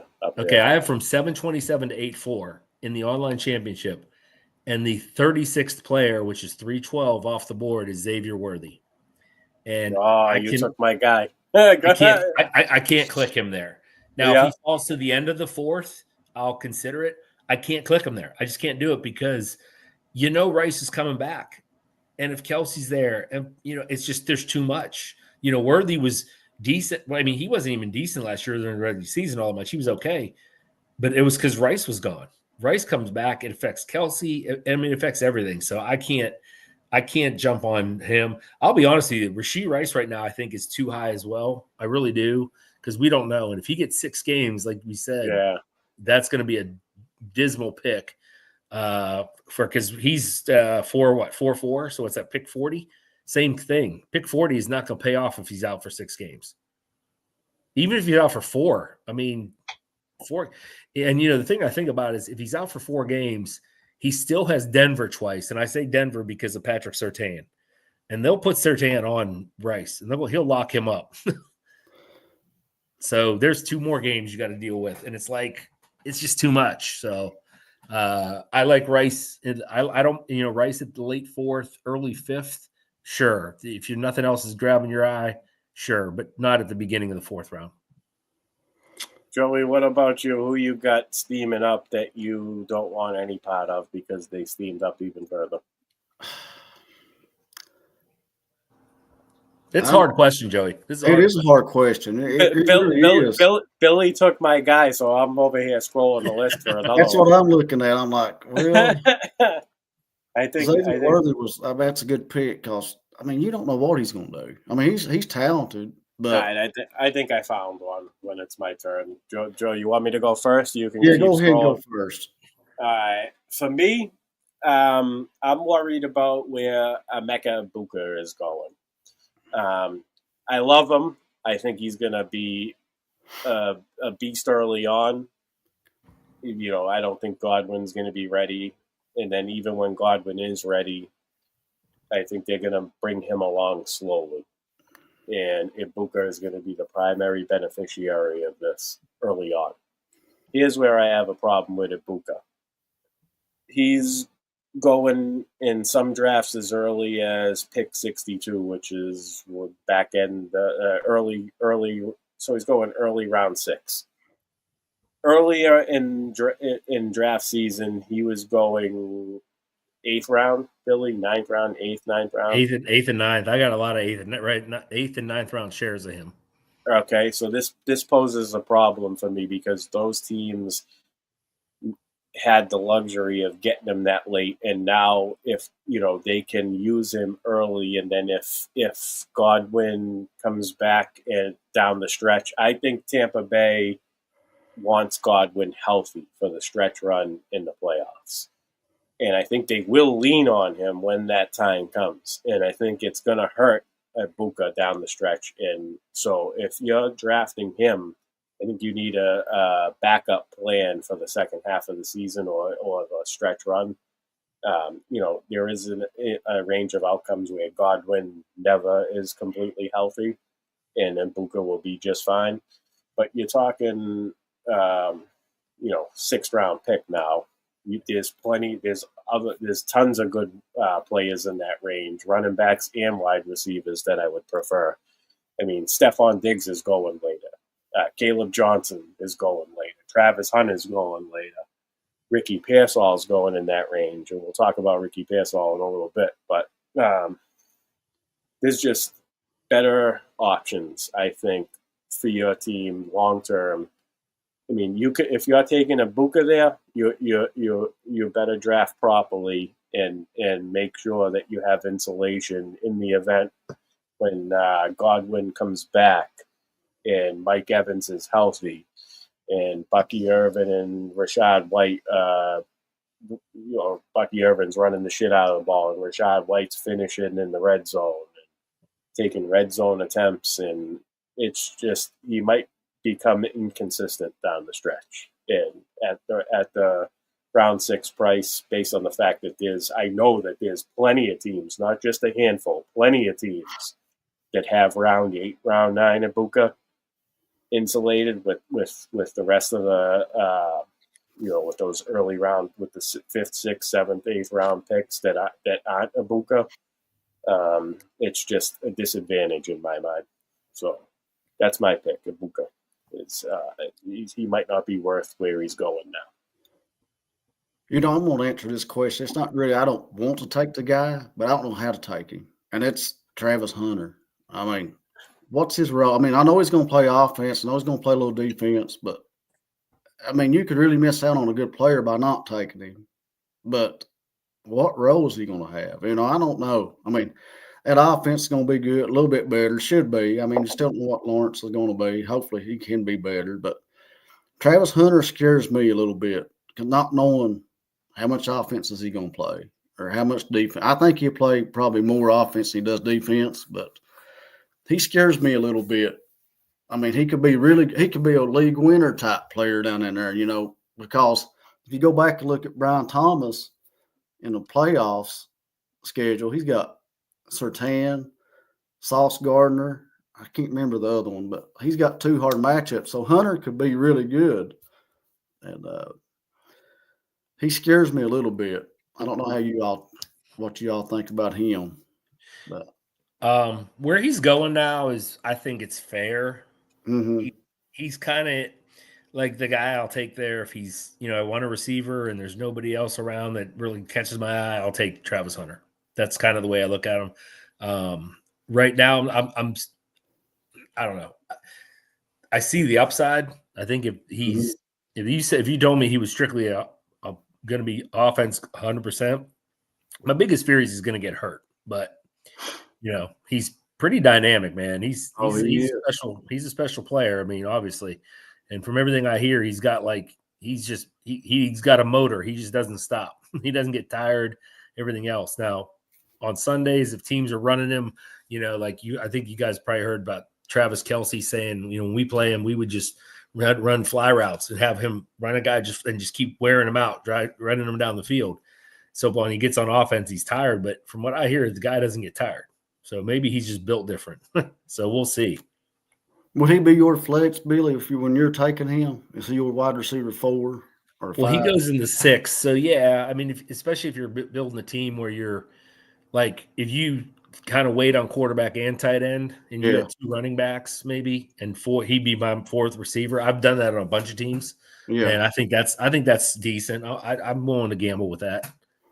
Yeah, I think agree. So. I agree, and if you do think there's any vulnerability in your build, maybe grab a 5th wide receiver before they dry up. Right. Yeah, and they dry up fast. They do. Dry up fast. All right, so let's move on. Joey,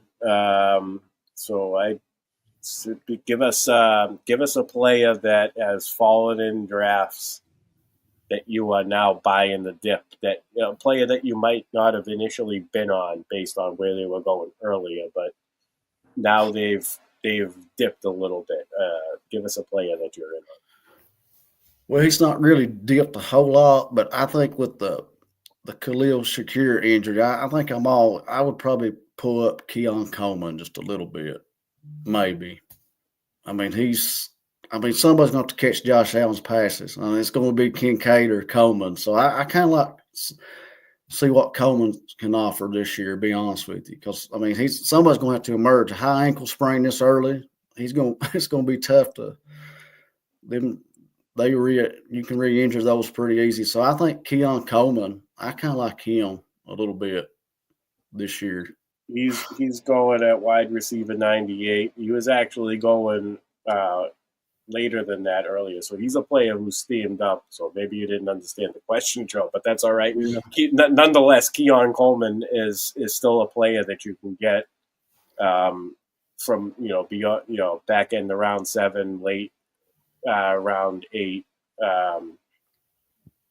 He's still worth his draft spot, in my opinion.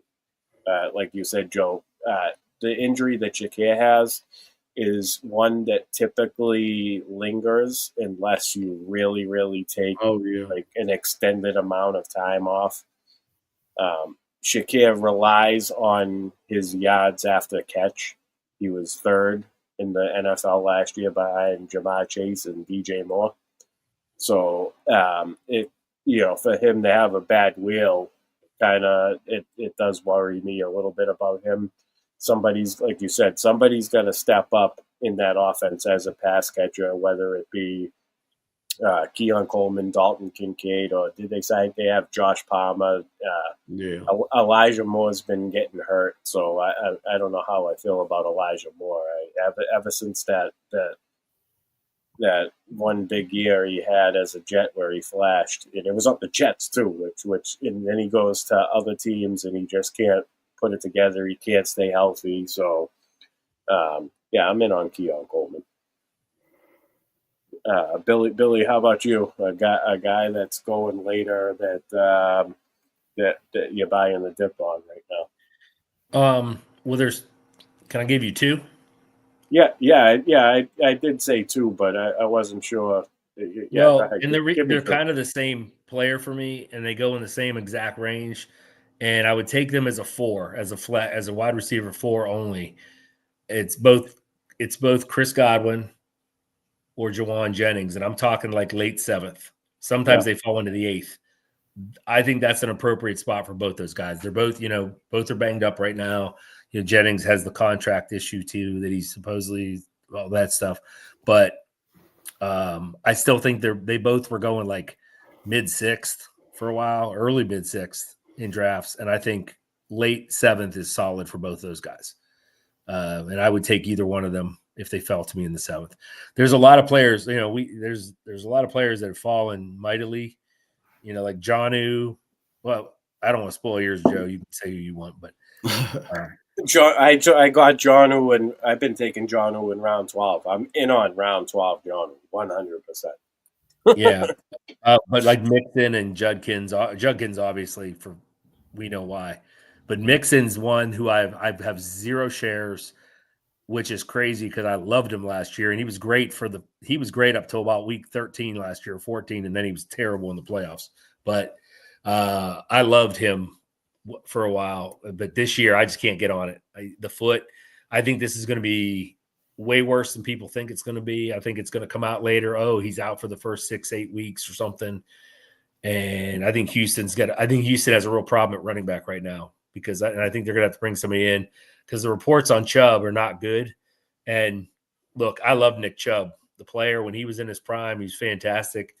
But the guy's had so many injuries at the knees, and bad injuries. I just think he's done.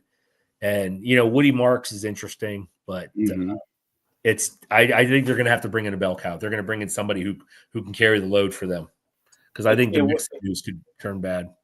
It would be interesting, and I said this a couple times on social media on X, I've replied to some posts, and I think that they should make a play for Devin Singletary, bring Devin Singletary back in there. I think that makes total sense. He's a great pass protector. C.J. Stroud had his, best season when Singletary was the running back.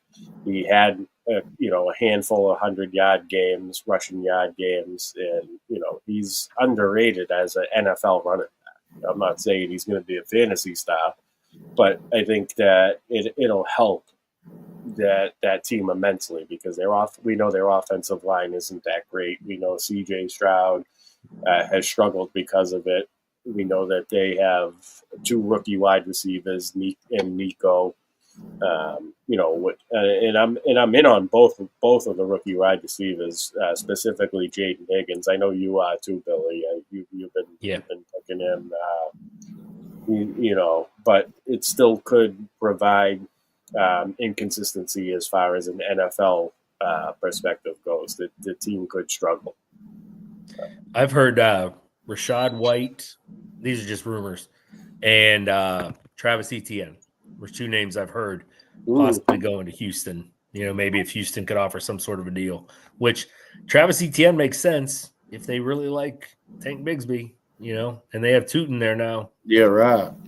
But it's got to be a team that has 3 guys, like, and which Tampa has Sean Tucker, and they kind of like him too. So, it makes sense to me, but I think Houston's going to have to do something. Says nice, ugly. Chef, you called my guy because I didn't go yet. It's my turn, and I'll give you props, Chef. My guy, a guy that I was not in on, where he was being drafted in right around the 30 spot, and now I've seen him go as late as 55. He's definitely somebody that I'm looking at pick in the early 5th round, back end of round 4 range. At that point, how can you pass up on him? I talked about it earlier, how a lot of my builds, I like to target the wide receiver ones of their offense. Now, we know that McLaurin had a spike TD year last year. He had 13 receiving touchdowns. We shouldn't expect that, but I still say that's not out of the range of outcomes. He could repeat that. He could get you 11. He could get you 10. And we know that, Washington can't win a Super Bowl without him, or they can't contend for a Super Bowl without him. So I don't see him getting traded. I know there's a rumor that he, Tyreek Hill and Terry McLaurin swap of some sort. That would be the only instance where Washington would really they would have to get somebody of equal value, and it's highly unlikely. I don't see them moving McLaurin. I don't see him holding out, and I think he's going to show up and play, and he's going to be a great wide receiver 1, and so I'm buying that 1 round dip for sure. Good call, Chef. And let me see if I can find another player. McLaurin was one. You mentioned Jonnu. That was going to be my other one, but I'll sniff out another one here. See, I'm not buying the Jonnu dip. Why not? Because I just don't think he's going to get enough volume in that offense. I think don't get me wrong. Arthur Smith loves him. Yeah. Who's getting the volume? You would think DK is going to get DK is going to get a ton of volume. You got to remember who's throwing the football. This is where the difference comes in my mind. It's not Russell Wilson. Russell Wilson's going to do what he's told. Aaron Rodgers is going to do what he wants. Aaron Rodgers is going to go out there and call audibles and all kinds of stuff. I've said this from day one, and maybe this is my hope. I'm a Steeler fan. I'm more of a fantasy guy, but I do root for the Steelers. But my prediction is Rodgers is going to bitch so much in the press about Arthur Smith that he's going to be fired by like week 5. And then who knows who comes in offensive coordinator, but Arthur Smith's a disaster for like an offense, in my opinion. He just messes it all up. But I think Fryermuth's still going to be involved there. Jonnu could get some volume here and there. I'm not saying I wouldn't feel – I know you took him as your one the other night. I wouldn't feel comfortable with that personally. That's just me. So the way I see it is, with the Jonnu, is that there's nobody in that passing offense that can claim the number 2 spot. I agree with you on that. And I also do think Fryermuth will be involved as well. But Jonnu he's got that big play ability. He's excellent in the red zone. We saw what he could do with Miami last year. I think he had like 6 or 7 games with 15 or more fantasy points. Right. He got a lot of targets. He got a lot of targets in Miami. This is what I'm saying. I think that he can emerge as the number 2 target share guy. And I don't think DK is going to run away with it that much because, in my opinion, DK was most successful fantasy. He's a great NFL wide receiver, but he was most successful as a fantasy wide receiver when it was, he's got JSN and he's got a younger, healthier Tyler Lockett stretching the field. That's fair. He's now going to be the focal point of the defenses. We know that they're going to run the shit out of the football between Jalen Warren and Caleb Johnson. I love Caleb Johnson where he's going in drafts. He's not necessarily someone that's steamed up or down, but he's someone that can't go overlooked. He's going to get a ton of carries. I think he goes over 200 carries, and he's a decent RB2. Right. But I just see Jonnu getting enough volume that, we're talking about round 12. So, right. It's, like you said, I ended up punting and waiting, and I don't mind the tight end too that I got, which we'll talk about later on when we bring up guys that are now on the radar that weren't necessarily being drafted early on. We'll talk about that guy in a few minutes, but that's where I'm at with Jonnu. I just think, and I was out on Jonnu initially because of how early he was going. I wasn't in the only tight end in that range that I'm interested in is Njoku, but it's because of his points per game output and the fact that Flacco is going to be starting quarterback. But I will say this about Njoku. I anticipate Flacco not being the starter at some point based on how bad their season goes. I don't think that they're going to, have any chance of making the playoffs. So eventually we're going to see the rookie quarterbacks. And, so if you're drafting Njoku, make sure you have a second half of the season plan. Make sure you grab yourself a second tight end immediately, maybe like a Hunter Henry, somebody that, has an okay floor. Right. To put in there if Njoku suffers because Flacco's not the quarterback anymore. One thing I will say about the DK Metcalf, how many times will we see Aaron Rodgers? He likes throwing up to 1 or 2, so I can see double-digit touchdowns. I mean, he did that with Devontae Adams. That's what I see too, and I don't disagree with what Joe said. He's not wrong. Yeah. I mean, have a wide receiver too. They don't.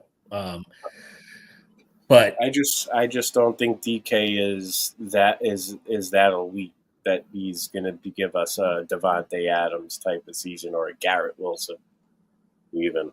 And yeah. I think he's better used as a big play threat when the defense is adjusting to what's going on to the offense, and then he's got single coverage. I think he's gonna have tough sledding overall this year. So that's kind of why I'm skittish about DK. Yeah, but another player that I'm buying the dip on is actually Aaron Jones. Now, don't get me wrong. I love me some Jordan Mason, and I think he's going to have a huge year especially he could be like the Raheem Mostert this year. He could, fall ass end into 14 to 15 goal line touchdowns in Minnesota. But Aaron Jones is their playmaker. He is there. He catches passes. I think when the games matter down the stretch, he's going to get the work. They want him to stay healthy. That's why they brought in Jordan Mason. Aaron Jones is going to be very much deployed down the stretch, in my opinion, for that reason. We've seen what he can do with Green Bay when they leaned on him in big games, playoff games. So I think that for where Aaron Jones is going, you can get him as late as the 7th, 8th round. He's his latest pick in the last 5 days is 93rd overall. If that's RB3, you get him as an RB3. You have an RB2 that you can plug in and get you where you need to be. And then when Aaron Jones takes off later on the season, like I anticipate, you have that X factor that you can put in there and maybe give you some of those boom games. And so I'm buying the Aaron Jones thing. Billy, did we do you yet? Did you give us two already?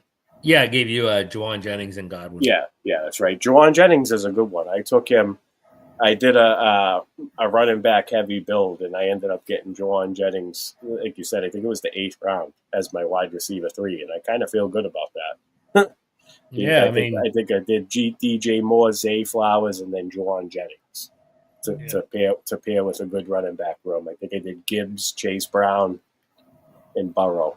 I made sure I got Burrow on that team, so I like that one.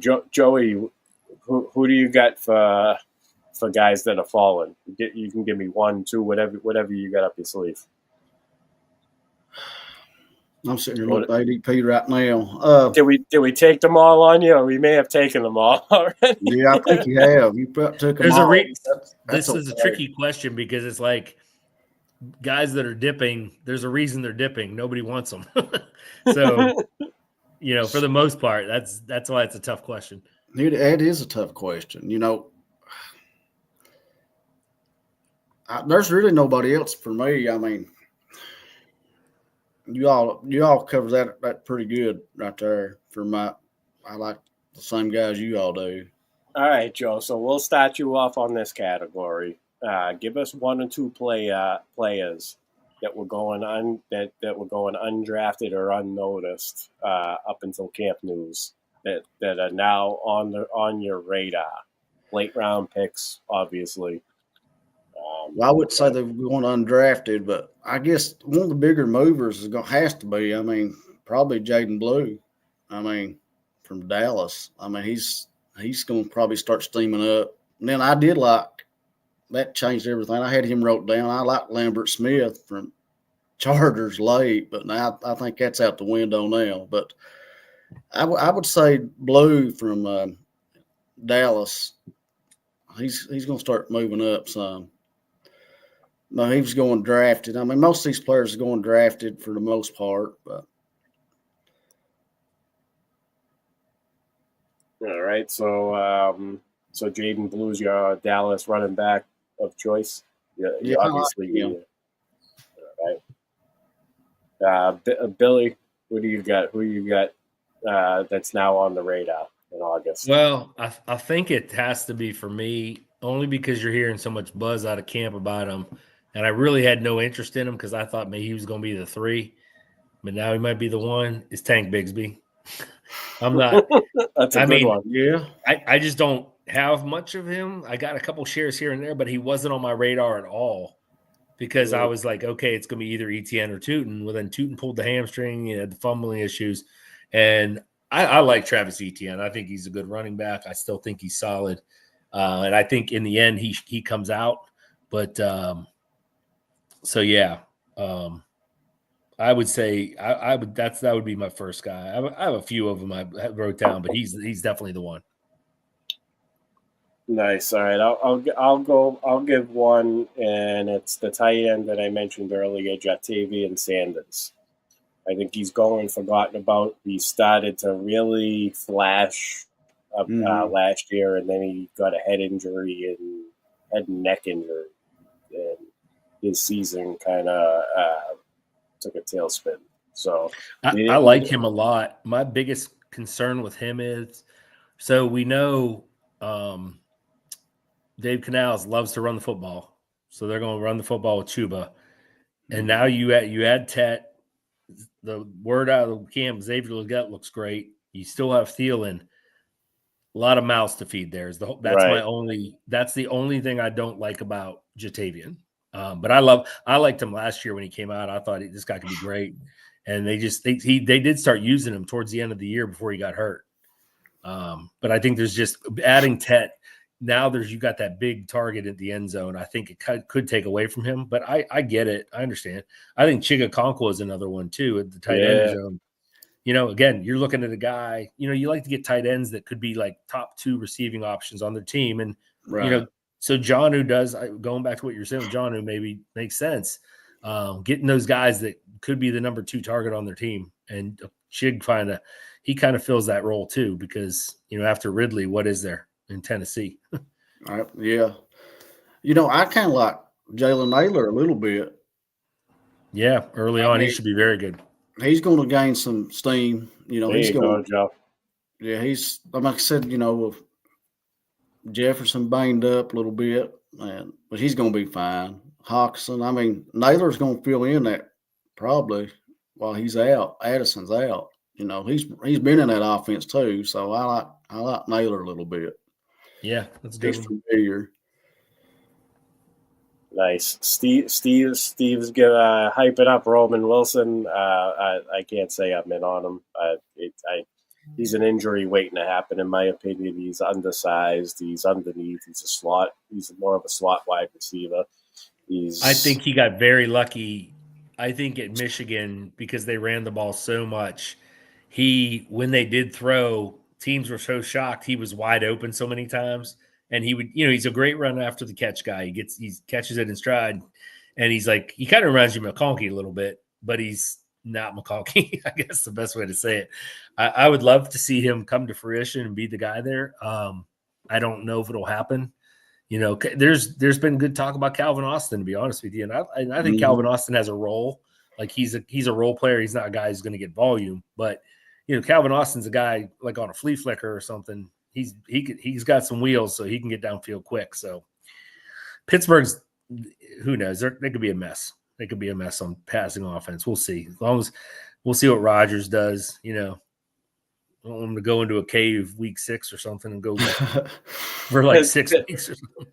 Pittsburgh offense scares the shit out of me. I'm not gonna lie. I can see why. Worse than Miami. Like worse than Miami.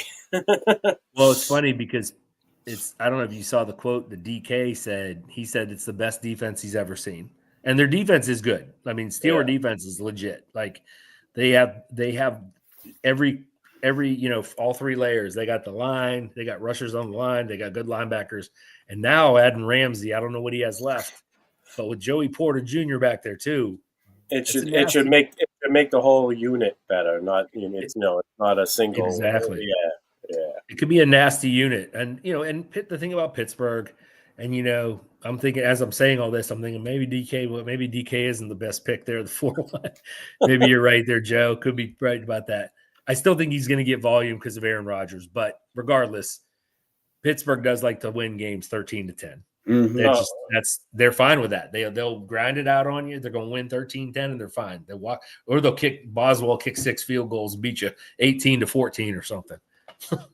That's what I'm saying. He's gonna have spike weeks, no doubt, but it's that inconsistency that gets me. That you're picking him in the 4th round now. It's to deal with that. Well, so there was a report that Rodgers gave Wilson a bad look the other day. I think maybe today or yesterday he dropped the pass or something, so he might be in a doghouse. Well, the other thing I like is Rodgers is rooming with him. Is with Metcalf. That's the other thing too. Mm-hmm. I think, we saw last year.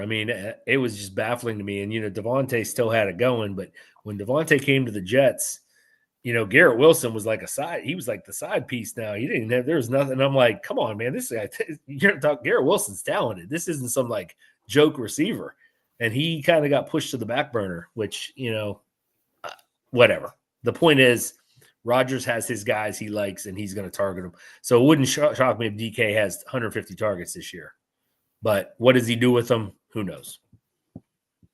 Nice. Another player I want to mention that is now on the radar, and I've been picking him, and that is Deontay Thornton from Vegas. That's a good one. Yep. Great positive reports out of camp. They believe he's got the edge over Jack Besh right now to be the wide receiver 2 of the group. I do have my concerns that could flip because going into rookie, when I was evaluating rookies before the draft, I was very high on Jack Besh. I think he's an excellent wide receiver. So if it could turn into a too many mouths to feed situation. We know Jacoby Myers is reliable.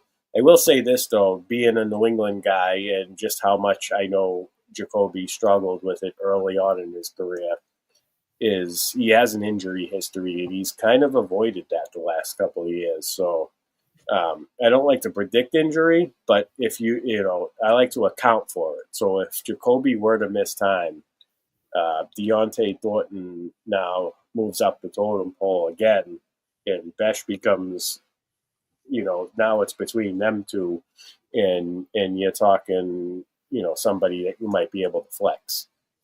Well, you heard the stuff about Deontay Thornton, right? The stat. Did you hear the stat about him? Oh, the 6'5", he's 6'5", 4.3. Yeah. Yeah. The only three receivers: Calvin Johnson, Randy Moss, and Deontay Thornton. So he's in rarefied air there. Now, I don't think any of us in this room think he's going to turn out to those guys. But, No. But heck, you're getting them in round 17, 16, 17. It's worth a dart throw. It really is. Yep. Absolutely free. Yep. Basically free. You got any more, Billy? Any more? Well, I think Dylan Sampson, he's a guy. Yep. Obviously, because of Judkins, that changed everything. The other one, I think, for me, because he was down a little bit and he's moved up, and he wasn't really on my radar, but he's starting to be, only because we just don't know, is Luther Burden. Because Ben Johnson handpicked him. That's why. Yep. And for me, when you take Colston Loveland in the first round and then you follow it up with another offensive player right after him. Now, I heard they wanted Travion really bad, and the Patriots wouldn't budge, and they took him.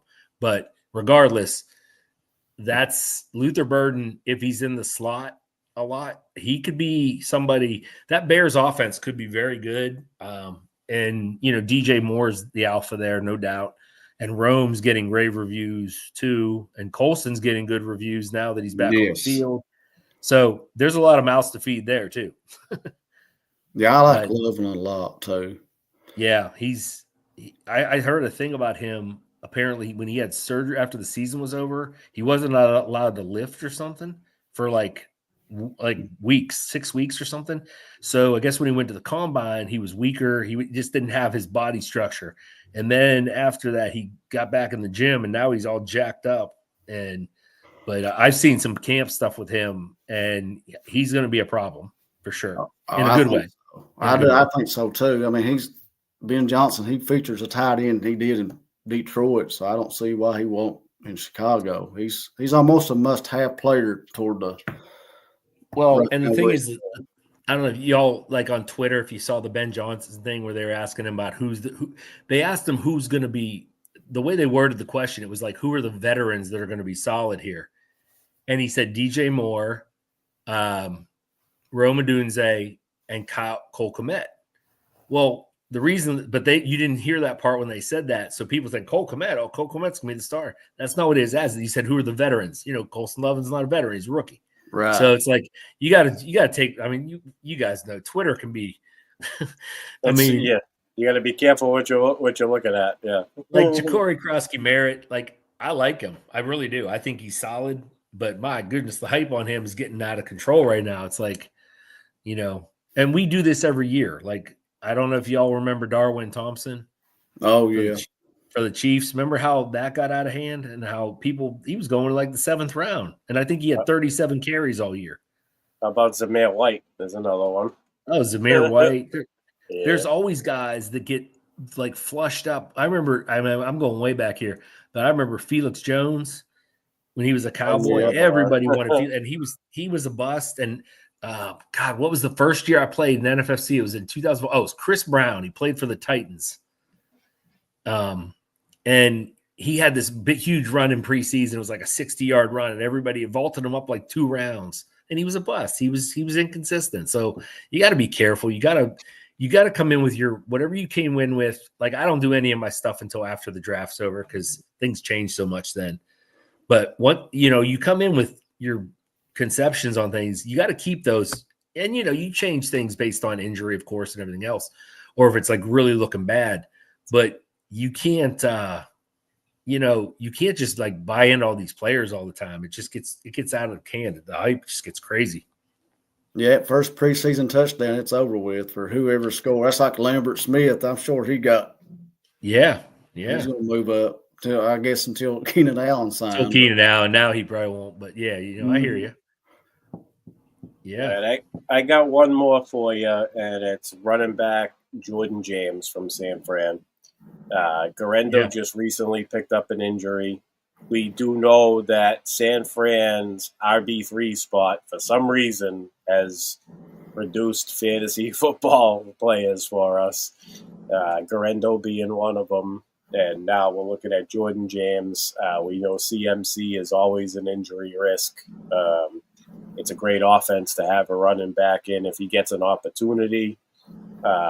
You might be able to plug him in some weeks, and he's basically free. He may even still be going undrafted. He's being drafted now. Yeah, of course he is. Yeah. 18th I was drafted. 19th. Me and Willie early on, we were drafting him in round 18, 19. This is like back in April because I liked him coming out of college. And that's what I told him. I said, McCaffrey, we know, he's a risk, but he's also a big reward. But I said, Garendo, people were like, oh, McCaffrey always gets hurt. I'm like, Garendo's no picture of health. Like, the guy can't. No. Yeah. He's great. He's electric as anything. So, yeah, I think Jordan James is a decent late pick for sure. Just the way that Shanahan, it's the way he goes through running backs is he puts them through the ringer. They all take a beating. He does. He does. Nice. All right. So let's see. So there's one more section. You guys want to do 2 more players, or do you think we covered enough players? You guys want to wrap it up? We've been a little over 2 hours now. What's the question? Pick 2 players we have yet to discuss, right. That's what I'm saying. And give us a brief analyzation, positive or negative, of their 2025 outlook. As well as what you like or dislike about their ADP. Why don't should we just do one? Pick one guy we haven't mentioned yet. Yeah, sure, I could do that. Take a second. I'm going to give you. I got it. Can I give you a team? It's pretty obvious and sort of obvious. Like for me, it's Puka Nacua and Devontae Adams. Because if Stafford's out, all bets off. I mean, Jimmy Garoppolo's okay. He's not one of the worst backups in the league, but you're drafting those guys where they are right now because of Stafford, and things are not looking great with him right now, as of right now. So I think that both those players right now are going a little higher than they should. Puka's kind of starting to fall a little bit, but Devontae, and I like Devontae, and I think with Stafford, I think he could be good in LA. But I just think this is the year Stafford doesn't stay healthy for 17 games. I think he's going to miss some time. He's a warrior. I've seen a 4th round Devontae too. I've seen 4th round Devontae, but even that might be like when you're talking about him or DJ Moore or something like that, or a George Pickens or a, I don't know. I think there's a little risk. There's a lot to be concerned about there. Yeah, I agree. I agree with that. I mean, it's hard. When you look at ranking, it's kind of funny when you see Nakua ranked high, Devontae ranked pretty high, but they always have Stafford as a QB2, low. Yeah, he's almost a low M1 if he's healthy in that offense. Well, the thing with Puka is he goes in that range back in the back with Brian Thomas and St. Brown and Nico and Drake London. It's like, for me, I'm putting Puka at the back now just because of the situation. Not that if you told me Stafford was healthy, everything was fine, it would change. But no reason to add risk that early in the draft, especially. Nice. I'll give us a guy. I'm going to mention Tajay Spears, and I feel like he's going under the radar in drafts. That's a good one. Yeah, he's the last 3 weeks that he played when Pollard was fading down the stretch. He gave us a 27.2, a 21.6, and a 13.3. His involvement in the passing game was, it increased. He had 15 targets in those 3 games, 12 catches, about 130 yards and a touchdown, all just in the receiving game.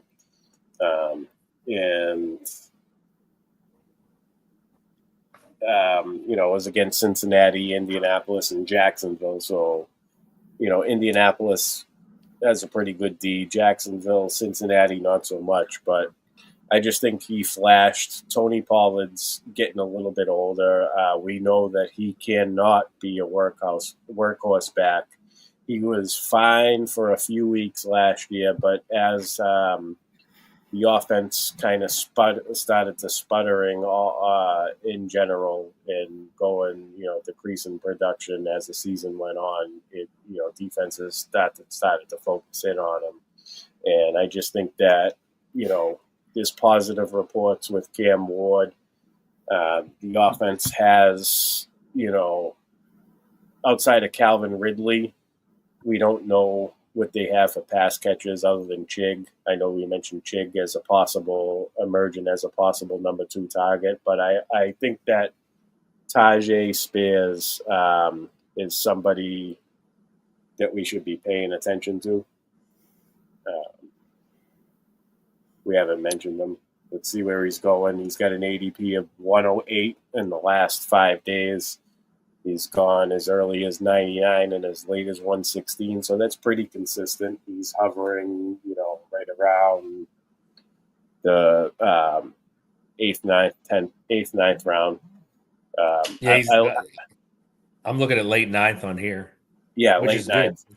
Yeah, mm-hmm. I like him in that range, and this is someone we shouldn't forget about on draft day. I feel like Rachaad White's kind of the same situation. Not same situation, because you got Tony Pollard's definitely easier to displace than Bucky Irving, I think. But Rachaad White now, he's going in the 11th round.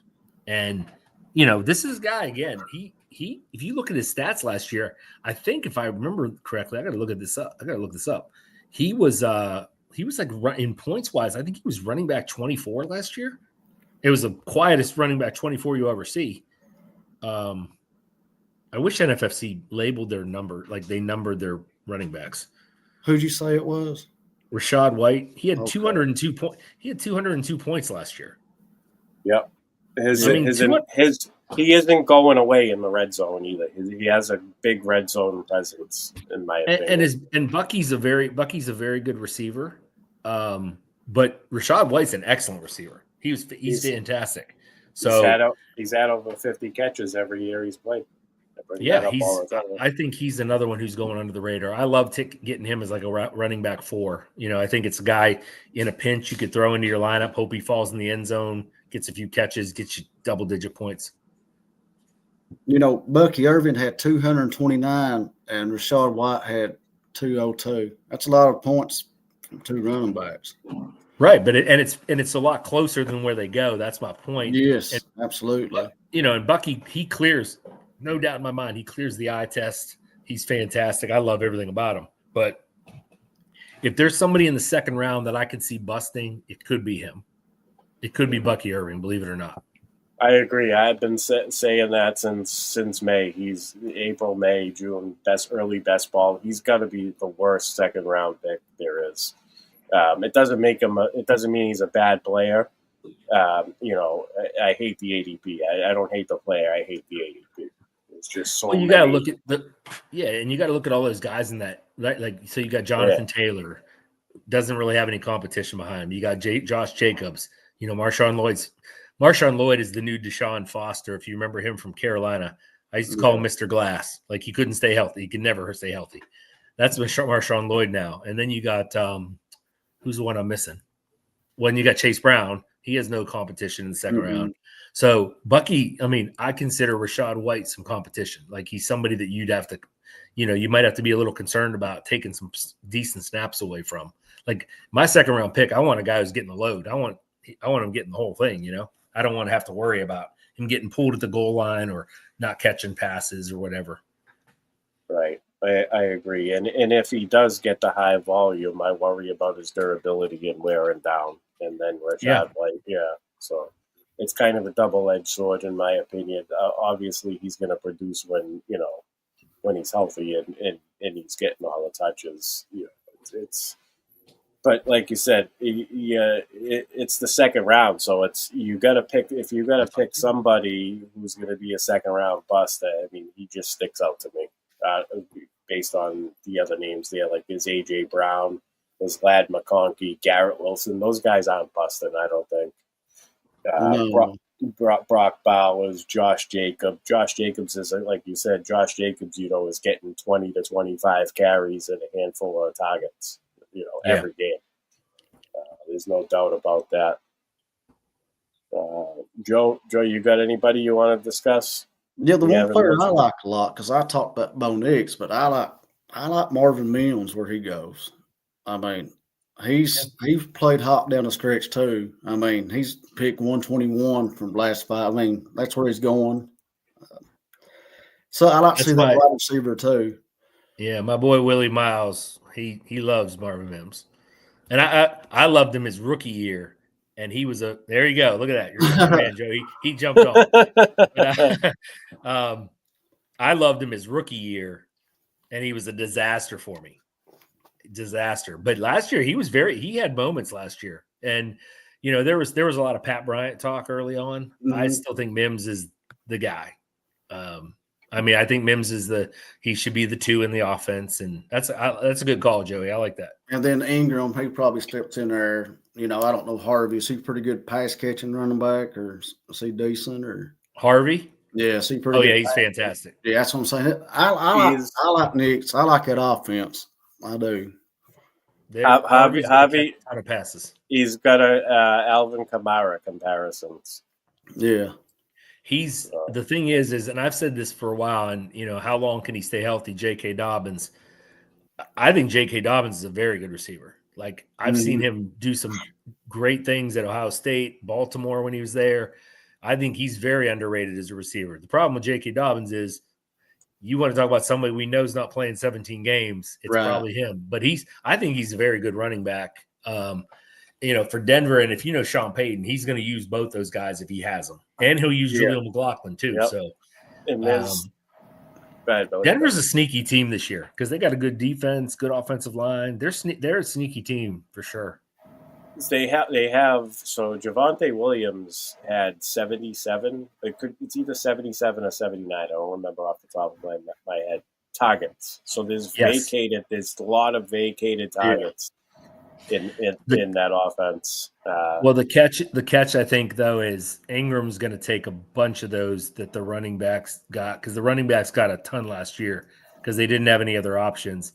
Now you got Ingram, so he takes some, but I still think Harvey gets his decent amount too. Right. You would think they'd let Bo Nix open it up a little more too, because he's got a year under his belt. Nice. All right. So I think we're going to wrap it up here. We're going 2 hours, 20 minutes. Yeah. Another fantastic marathon show on Aces Up podcast. I love the long game shows. So, this was great. Joey, appreciate you coming on. Billy, appreciate you coming on. I'm glad you guys got to at least see each other face to face over the camera. Share a few words. Awesome. Yeah. I've been trying to drag Joey to New York. That's where I'm going to go to one of these days. I know everybody talks Vegas, but I got to go to New York. I'll tell you what, Joey, the best, get off the plane, get in the cab, close your eyes, don't look at anything around you. No, don't. Yeah, it's a disaster. And then walk into the Greenwich Street Tavern, Chris's bar, and then you'll be in heaven. It's great. It's because it's so much fun there. We have a great time, and this year the draft is at his bar, which is awesome. I know that's what I miss. It's in a really nice area of New York. It's not in Times Square. It's not in the hustle and bustle. It's It's in I can't remember, Tribeca, so it's kind of down a ways off, and it's fantastic. But as far as New York City, we used to stay out of Margaritaville, which was in Times Square, and I'd come out in the morning to get breakfast at 7 a.m. There'd be trash all over the road and all in the street. But no, it's a great time, Joey, and you know all the guys that are there. Joe's gonna be there, and Frank and Billy and Mike Edelman and Nelson Sousa and Mike Sanda. I mean, all the guys they're all gonna be there. And Vaccaro. I guess Glenn be there too. Lowy. Glenn, he doesn't. Yeah, he'll come to the draft down at the Greenwich Street. I don't think he comes on Thursday night because Thursday night we have a great time. We just eat and drink and talk and laugh and everything else. Not drink too much because we got auctions in the morning. We got to be semi-coherent for those. But Friday's going to be a lot of fun this year with all those drafts. So it'll be a great time. I'll be taking the train 9 o'clock 7 o'clock in the morning from Boston. I'll get there about 11:30. Okay. I'm going to park my ass in a seat, enjoy my free open bar cold beverages, watch you guys auction it up. I got my draft at 4 o'clock, my NFFC OC, the 350 at 4, and then I get the prime time at 6.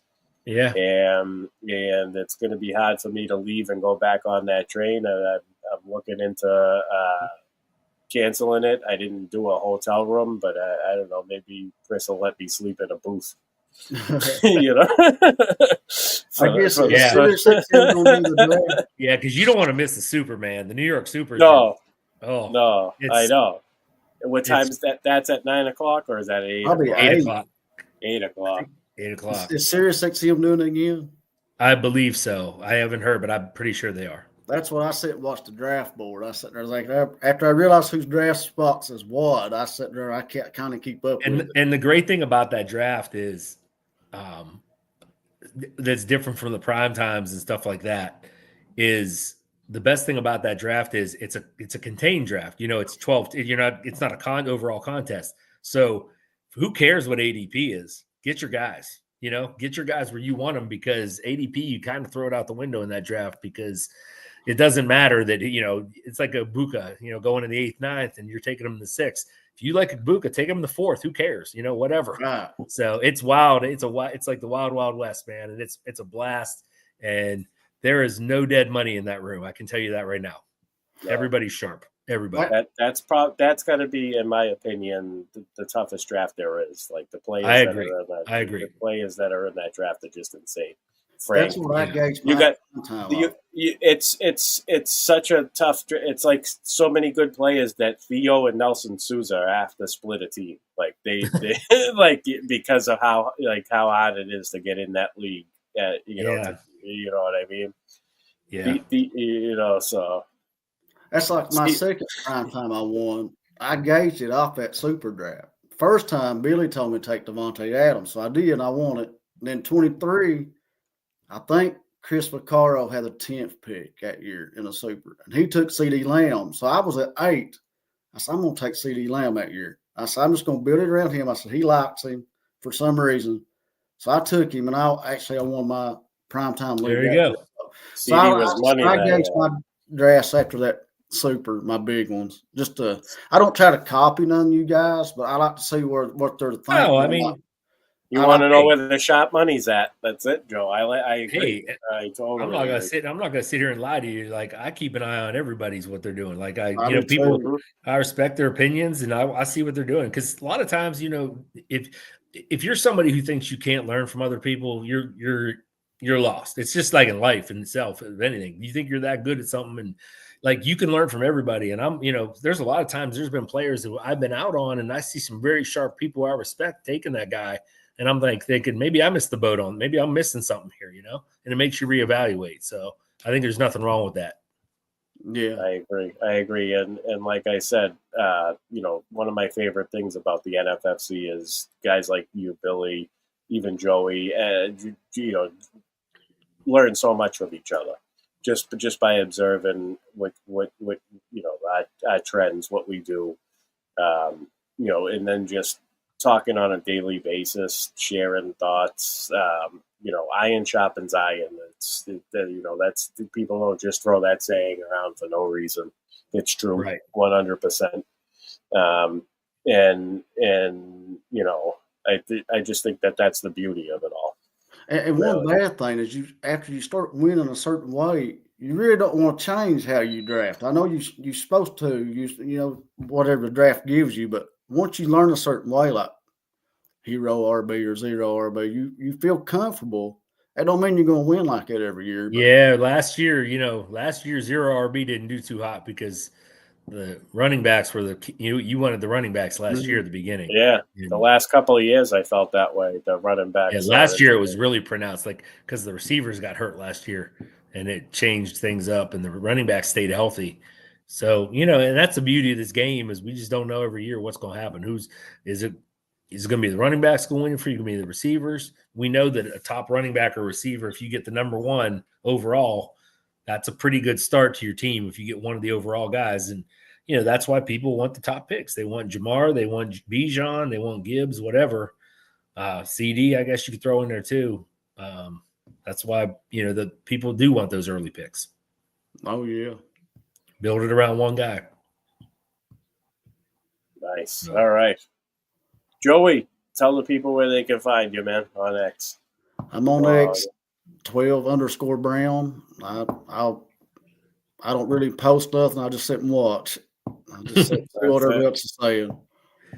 You don't know this yet, Joe, but you're going to be on a show during the season with me, and Billy, when you can make it. I know during the season's tough for you, but I do plan on putting together a high stakes show where I bring on you guys, fellow NFFC high stakes players, and even FFPC guys like Dan Williamson, JD. It's going to be a high stakes therapy show. Maybe we'll reflect on what happened on the Sunday games. We'll talk about we'll bring up one or two of our teams, talk about lineup moves, possible who we might be starting that was on our bench, waiver wire guys we're looking at the waiver wire, people who situations that might be gaining momentum. So I'm looking to put that together. Joe, you're going to be on it so that people can find you at that show. I haven't named it yet. It's currently named the Joe Carlton Show, but I told JC I wanted to shave his beard when he named it that because I hate making it about me. It's going to be high stakes something, or I'll come up with something when it hits me, the name of the show. But it's going to be high stakes, content based. And just because you don't play high stakes doesn't mean you shouldn't listen to it. Everybody's that I bring on is going to be sharp, and you can definitely take something from it, no matter what level you play at. And I think you said it at the beginning without even notice. You said it's going to be like therapy. And for us, because how when you draft those teams and you look back and you're like, why did I take this player? And you need that to, it's like a therapy session almost sometimes every week. This player, he's out for the year, and now my team's screwed. And we all go through that. We all deal with that. It's part of the game. Yeah, it's a grind. Definitely. It ages all of us. Let's put it that way. But Steve too. Steve will be invited on the show. Yeah. Appreciate you tuning in, brother. Go ahead, Billy. I'm sorry I cut you off. No, I was just saying. I just think it's every year we all cry in our spilled milk or whatever. We're just sitting there crying about our players, but that's part of the game, and it's just it's what we love to do. I mean, I love it. It's frustrating at times, but it can be very rewarding too. So, oh, absolutely. Like I said, it takes a lot to get to where you guys are at. I mean, it's a hard road. I mean, NFLC Hall of Famers like you and Chris and Edelman, a whole bunch of you. I mean, you earned it. It's not like it was gave to you. I mean, these are tough leagues and it's tough competition. And playing against people like that, even when you take your losses, you learn so much. And and I've learned a lot from Joe. I learned a lot from you. Like I said, if it wasn't for some of you guys, like I said, I mean, I'm just like a small fish in this. But like I said, 2 primetime titles and 2 silver bullet titles. I'm happy with that. I mean, that's great. That's highly efficient, Joe. You do low volume. I've been, this is my first year. I've done more than 5 teams, so I understand completely. You got to stick to your guns. You gotta really hone in on what's made you successful in the past, and do the best with that based on your draft. You gotta you got to pivot, but you can only, you got to really get your guys and really, really make you stand when you feel what's right. It pays off when it does hit. And when you miss, like you said, the losses, you evaluate where you went wrong and you try to find a way to make it better next year. Oh yeah. Nice. All right. We're going to close out this time. Billy, tell the people where they can find you. Much like Joey, I'm at Billy Waz 88, WAZ 88. I don't post a lot, like Joey said. I post every now and then, more after the season, like during the season, I'll post things. Mm-hmm. But I don't post a lot. I kind of just watch myself, and once I get back to school and I'm teaching my job, I don't have any time to look at it, to be honest with you, as much. So nice. It'd be nice to be a Twitter personality, but I just don't have the time for it. That's basically what it comes down to. Awesome. All right. Appreciate everybody in the chat. If you're listening on X, go over to YouTube after the show. Give us a like. If you're not subscribed to the sports affiliation, do that. We have a lot of good shows coming up during the season. We get some new guys joining the teams, and we're really looking forward to it. It's going to be a good year. I got nothing else to add. Joey, thank you. Billy, thank you. Thank you. I'll see y'all in New York in a couple weeks. Joey, I'll probably talk to you tomorrow morning when you call me at like 8:15. Probably. Yeah. I'm looking forward to it, man. I love the conversation. And we got I'm going to the Fantasy Football Expo this weekend. I didn't book a guest for next week. I'm sure there will be a show when I get back. I was anticipating, meeting some people I haven't met before. Maybe there'll be a guest. So I didn't book anybody. I know I have guys like you, Joe. Willie hasn't been on. I haven't had Willie Miles on in a bit. I'm sure he'll come on if I let him know now. I need him as a backup if I don't get a guest. We're going to have a show next week. I just don't know who the guest is yet. But I come home on Monday. The show's on Tuesday. So, plan on there being Aces podcast next week. And we'll see you all then. Good night, everyone. Thank you, guys. Good night. Yep. See you.